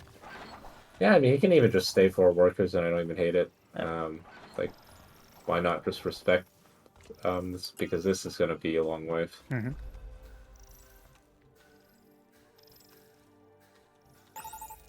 Oh, didn't get the last one there. What a noob. Normally you get that, right? It's probably like a exact tile diff, Yeah. but I mean, he's getting his 60 cent if he wants it. Now there's the lizard from XGod. Will he add a snail or not? Fine did not respect it. Wow. He pushed the 5th worker. But yeah, this unit is Very- just so strong on wave 2 and 3. Very crazy, but I mean, fair enough. I respect taking risks like that. I mean, XGod would have to do something more risky himself to get the big punish, I think. Yeah, Like, I XGod think is... Fiend would be the biggest punish. Like, it would just be 100% leak, but XGod not going for the 60 cent either, by the way, so not expecting to be able to leak Fine here. yeah, maybe just, like, being happy if a Lizard leak goes through. But this is going to be a very long wave with the Crusher covering in the middle. Oh, wow, yeah. Ashton's Crusher only barely surviving against the snail in his own lane, by the way. Yeah, it's that perfect Yeah. double bony positioning, so well played. Wait, it is? He's not going to cover anything in the mid, though, right? That Crusher is just going to die way too fast, or? I think so, unless it somehow regens a lot while it's 1v1ing something Yeah. right now. I don't think he's making it out, especially with the snail still there. Yeah, maybe he kills the snail. Yeah, but I nothing got the else. snail good enough. But they get to 60 resends, so this could be dangerous. Like, they could go like double brute here if they wanted. I mean, Ashton's probably Just not willing to do snails that. there from Ashton. And Oh, X-God that's what's saving. Okay, okay. Yeah, he's looking for a big, or even just like a cannoneer punish on 4 can be pretty rough. Now, X-God is keeping up the pressure on Fine, knowing how strong this unit what is is on going 3. on here? Yeah, that's interesting. That is not the right one. You don't I often mean, see the Pixie in the split. that is very, very bad. Because the DT he's always just going to hit a DT with this. Yeah. And that's like a huge mistake. It completely ruins your builds. Because now, like, he's not going to kill the DT, and then his left Pixies will also try and hit the DT. And also not be able to kill it, so that's a 76% leak. That is not supposed to be a 76% leak. No. But Ashton Yeah, will be the able thing- to cover once again, Yeah. though. it just makes your build bad for the rest of the game, too. Because the whole idea of the Seedling being so powerful is that it means you ignore every DT, while having a build that completely loses to DT. Yeah. If your Pixies ever hit it, so... He does have 120 Mythium on the 4th wave of Legion. Yeah, So that's quite a not lot bad. of Mythium. Fine will be able to upgrade this if he wants on 4, but that would make him super vulnerable on 5. Oh my god. He's, like, not that far off getting, like, a Mimic. Yeah. Like, if I had slightly, like, longer way... If there was, like, slightly longer cover in the mid, but... I mean, you can post income it if he wants to. Yeah, if he's feeling some kind of way. Oh my god, I think he's gonna do it. Here's the thing, Oh, wait, though. Off Are they just going for, like, a 4-eye strat? Are they just going for a 4-eye strat? Yeah, I mean, like, don't really know why else he would do it like this. Huh. The thing is Ashton holding enough here? It's a dino he's getting. And, Yeah. I mean, Exod is completely gonna league 100%. It's double DT now. Yeah, I don't think Ashton's gonna hold the dino. I think the Crusher's gonna die way too quickly with all of that stuff on it. Yeah, I mean, at least the guard helps a bit in killing the dino. Wait, it's close. Ah, but it just goes down. Oh my god, they're actually doing the strategy. Yeah, he's gonna hold in Ashton's lane. Wait a minute. Offmer, I'm gonna have to spill some behind the scenes knowledge here. Because I got a message from X-God the other day. I've got this secret strat. You lock in Bone Crusher. I play Fiesta Sui. We send Brute 4 Eyes on 5. GG. I mean, he has it if he wants it. They're gonna do it. There's They're gonna do the Brutes. And X-God is going to send a post-income 4 Eyes. I mean, look, if X-God and Ashton win Nova Cup with a strategy that they told me beforehand, that is just turbo style points for these guys. That's respectable. I mean, they did it in a way that kind of masked what they were doing as well. Yeah. Because it was not obvious. Here's the 4 Eyes. Yeah. Good luck with that one. And they only have one king attack King upgrade. the 4 Eyes. I mean, to be fair, he has like a very good unit against 4 Eyes true. already. But, I mean... He's going to clear the wave. Unfortunately, I think his teammate is also not holding. They have 0 king attacks, so I think they're dead, actually. 75% leak. 4 Eyes on wave 5 is pretty dangerous. The Brutes are going to slow down My the understanding king. of damage this thing does is that they're dead, but... Wow. Alright. Can the 4 Eyes solo the wave 5 king? It's focusing the 4 Eye while the Brutes hit the king as well, so it's like... They're just dead, Offmer. It's just game over, wave 5. Holy moly, Fluffy Stuff was right all along. The game is over That is very on funny. wave 5. Wow. Okay. I mean, very well executed to hide the strategy behind Pixie Fiesta, but... Insane. Yeah. Absolutely insane. And the X-God told me yesterday that they were going to do this, and they do it here. Game number 3 of the Nova Cup Grand Finals Yeah. and win with it on wave Bit of a- 5. I mean, like a bit of a mistake from Final Atrocity, but like they should try and go for some king attacks and not go for brutes on 5. But yeah, I don't think they realized what was happening. Yeah, that's very crazy. What a way to close out the series here in style from Ashton style and points for Xbox. That sure. was that's a game, man. I mean, look, it's 3-0, and that's always a little bit, you want to see a bit more Legion content. But Yeah. what a way to close out the series, Ashton and Xcod. Fair play, guys. Did Ashton actually lock in the Crusher, or did he lock in random and then He once locked Xbox in saw the Crusher? random and still got the Crusher. And In, then fa- I in think fact, it was Xbox Mega saw it Mind. and- It was Mega. Oh, do you know what Wow. it was though? So, Xcod, welcome to the winners interview. Massively well played. I was just saying to Offma, you told me yesterday that you were going to do this strategy, right? And here Yes, we have yes. Ashton mega minded, got the Bone Crusher there with his random lock in, and you just thought, that's it, I'm locked in. Fiesta, Pixie, 4 eyes on 5. What a way to win the Nova Cup. Well played, sir. Hey, thank you. That was fun. That was really fun. That I was think less fun for your opponents, but it did look like a lot of fun for you. Yeah, maybe not for the other team, but for us, I mean, it was pretty fun. yeah. I that- was just like giggling the whole time. Like I knew it was gonna work. I knew what's gonna happen, and that's Yeah. exactly what happened. Yeah, I mean, you guys didn't make it obvious at all until like wave 4, basically. Like it could have just been you were just going for a crazy starve to begin with, like Cannoneer Mimic after income on 4 or something. But Oh no! I had this planned out. Like Friday night, I was hanging out with a bunch of friends, and I was super bored. So I text Ashton and I'm like, I got a secret strat. But I said this as a meme. Like this was a joke. I wasn't being serious. I said, you know what? We're gonna do Fiesta. I'm gonna send the 4 on 5. And then he took it seriously. So I'm like, you know I what? mean, Let's guys, do it. it worked. Ashton, welcome to the winners interview, by the way. Super well played to you guys. I've just been saying to Xcod, massive style points to you guys. The Nova Cup Championship, that's fine, whatever. But the style points for winning with the Suicide Fiesta Bone Crusher, 4 eyes on 5, well played. Yeah, he got his wet dream fulfilled. Hopefully not too If sticky I was- trousers. If I was final at Lost, I would be searching for X-God's address right now. Yeah, they can't have enjoyed that one too much. I mean, it was bad enough that you guys were 2-0 in the lead, and then look, I was saying XGod sent me this message yesterday saying that you guys were going to pull this strat out in Nova. I thought he was joking. I think XGod thought he was joking, but no, you ran to the Megamind Bone Crusher, lock it in with Fiesta, 4 eyes on 5. Man, what a way to end the Nova Cup this month. Well, I mean, to be fair, it did start as a joke. Like it was a joke at the beginning, but then it's not a joke. yeah. Hold on a minute. Was We can make hoping this he was work. joking as well.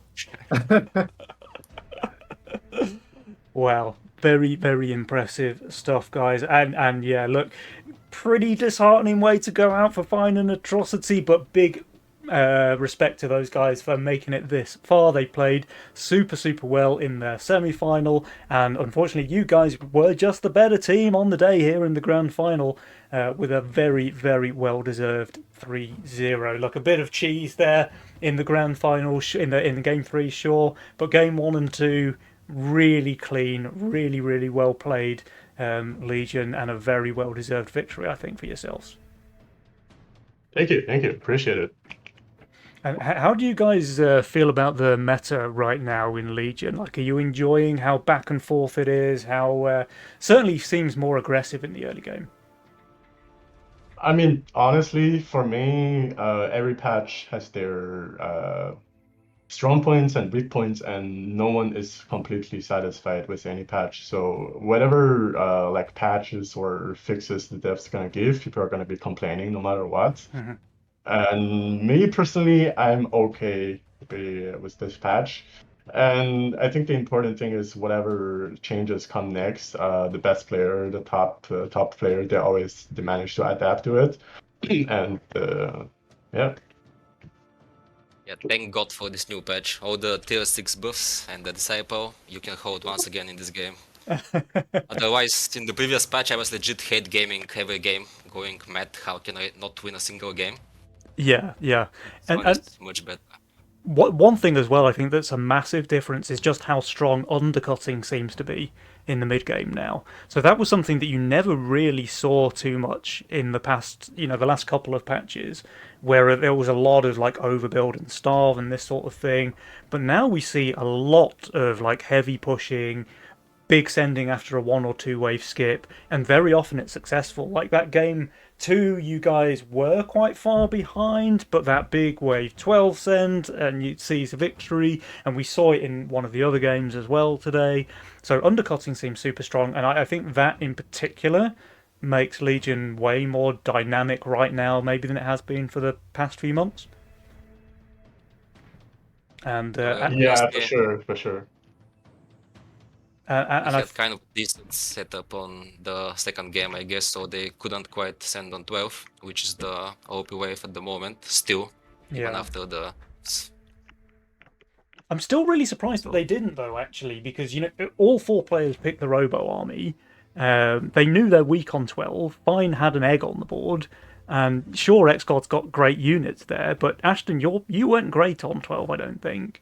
And more to the point, they know they have a Robo Army coming their way. Like, it's so risky for them to skip there. And they were in a really safe spot if they just match you, I think. But it wasn't to be this time, and as a result, you guys 3-0 the series. Better luck next time, find an atrocity. We would probably die on 13 if they hadn't died, but Yeah, fair. they just barely died, so kind of lucky, I guess. Yeah. And we've seen that happen a few times, actually, where the team ahead has maybe felt too comfortable in their position, saved a bit longer than they actually can afford to, and then died as a result. So, but what I'm trying to say is that this kind of dynamic nature with the undercutting is really refreshing, because I think we've had maybe too many patches of overbuild and starve. People are getting quite bored of that, and it's nice to see things shaken up. So fair play to the devs for that. And it certainly seems to suit you guys well. Like Ashton, you were saying, tier 6 boss makes it possible to hold again in the late game. And if there's one player who's going to snowball their way to victory and then hold with some insane tier 6 build, it's yourself. So yeah, I can see why this patch would suit your playstyle. Yeah, I guess. But what do you? So do you guys have any like words for your opponents here, both the semi-finalists and the grand final? I mean, I think even though it was 3-0, I think Fine and Atrocity, they played really good. I mean, the game 2 was kind of like a coin flip, and if we were in the 2-0 position, we wouldn't be able to do the Fiesta cheese on game 3. So it could have gone either way. Yeah. I can see that. You're like, we're in a 2-0 lead. We can afford to play around a little bit here. Let's 4-eyes them on 5. Why not? And yeah, what a way to end the series, guys. But look, I think that's about all that I wanted to ask of yourselves. Offmer, any questions from yourself? No real questions. Just was a lot of fun watching you guys play, and hope you guys keep popping off. Yeah. Great to have you guys back here in the winners interview. It's been too long since X-Crash took the trophy, I think. Indeed. Brilliant. All right, guys. Well, on that note, I think that's about all we have time for on the stream. So all the usual thank yous going out to the tournament organisers for keeping things running behind the scenes, for Auto Attack Games sponsoring the tournament, keeping the game fresh, still patching after, 7 years of Legion TD2. Really impressive stuff. And Legion TD3 is on the way, so keep your eyes out for that one, guys. It's going to be super exciting. A huge thank you to Offmer, my lovely co-caster and vocalist on the new banger, and once again a great shout out to X-Crash, this month's champions. That's it from me. Any final words, Offmer? No, just was a lot of fun casting this month, and yeah, congratulations again to X-God Ashton. Good stuff. Thank All you. right. I'll give the final honours of the final words to the winners then. Anything you want to say before we go? X-God. I mean, Go I'm ahead. just glad. I'm just glad to be back playing serious Legion because I've been away for a while and actually been away for a while. Where it feels good to be back together, winning. Yeah, Yeah, absolutely. felt good playing this Nova Cup. Yeah, I mean, Yeah. you should feel good. You guys smashed it, man. I mean, I'm always kind of a volatile kind of guy. Sometimes I don't feel like playing and I get knocked out the first day, but I guess it's kind of luck based when you feel to play or Yeah. don't. And this month we Example, were I just cannot- locked in, right? Well, kinda. Not like King Dan style, but similar, I guess. Well, good enough, man. Good enough. 3-0 in the final, you know, not too shabby, eh? Right. Okay, brilliant. Well, in that case, guys, that is the end of the show. We hope you enjoyed yourselves here, and make sure you're back again in April for the next Nova Cup. I will leave you once again with Nick Tier and Offmer with It's Over. And we'll see you next month. Goodbye. All right.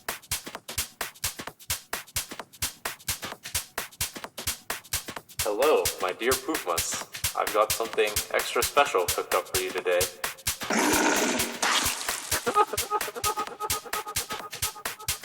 This is an insane mimic farm, holy moly. 3 full slime siren hatches and it's eating everything. 60 gold, 63, 69, oh my god, 75 gold, 75 gold. On wave 7, holy yeah, that's insane. I got one more. Wow. Well, he has a full DK off of that. A full Dread Knight on wave 8 because his Mimic gave him 75 gold. Holy fuck.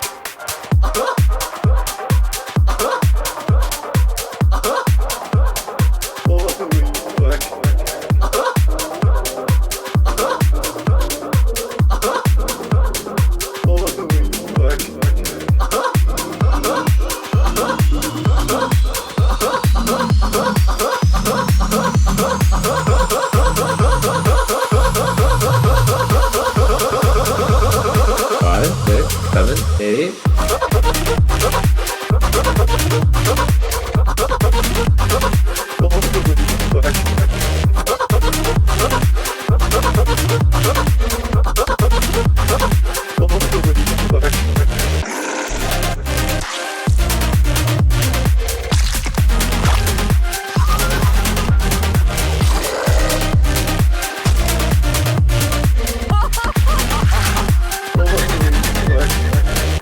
Well, he has a full DK off of that. A full Dread Knight on wave 8 because his Mimic gave him 75 gold. Holy fuck. That's actually crazy. Holy. Okay, well, I'm pretty sure the game is like actually over off of that. I'm not even trolling. Like, that is just, yeah. What the fuck is going on with my games, man? They're all cursed. Holy fuck.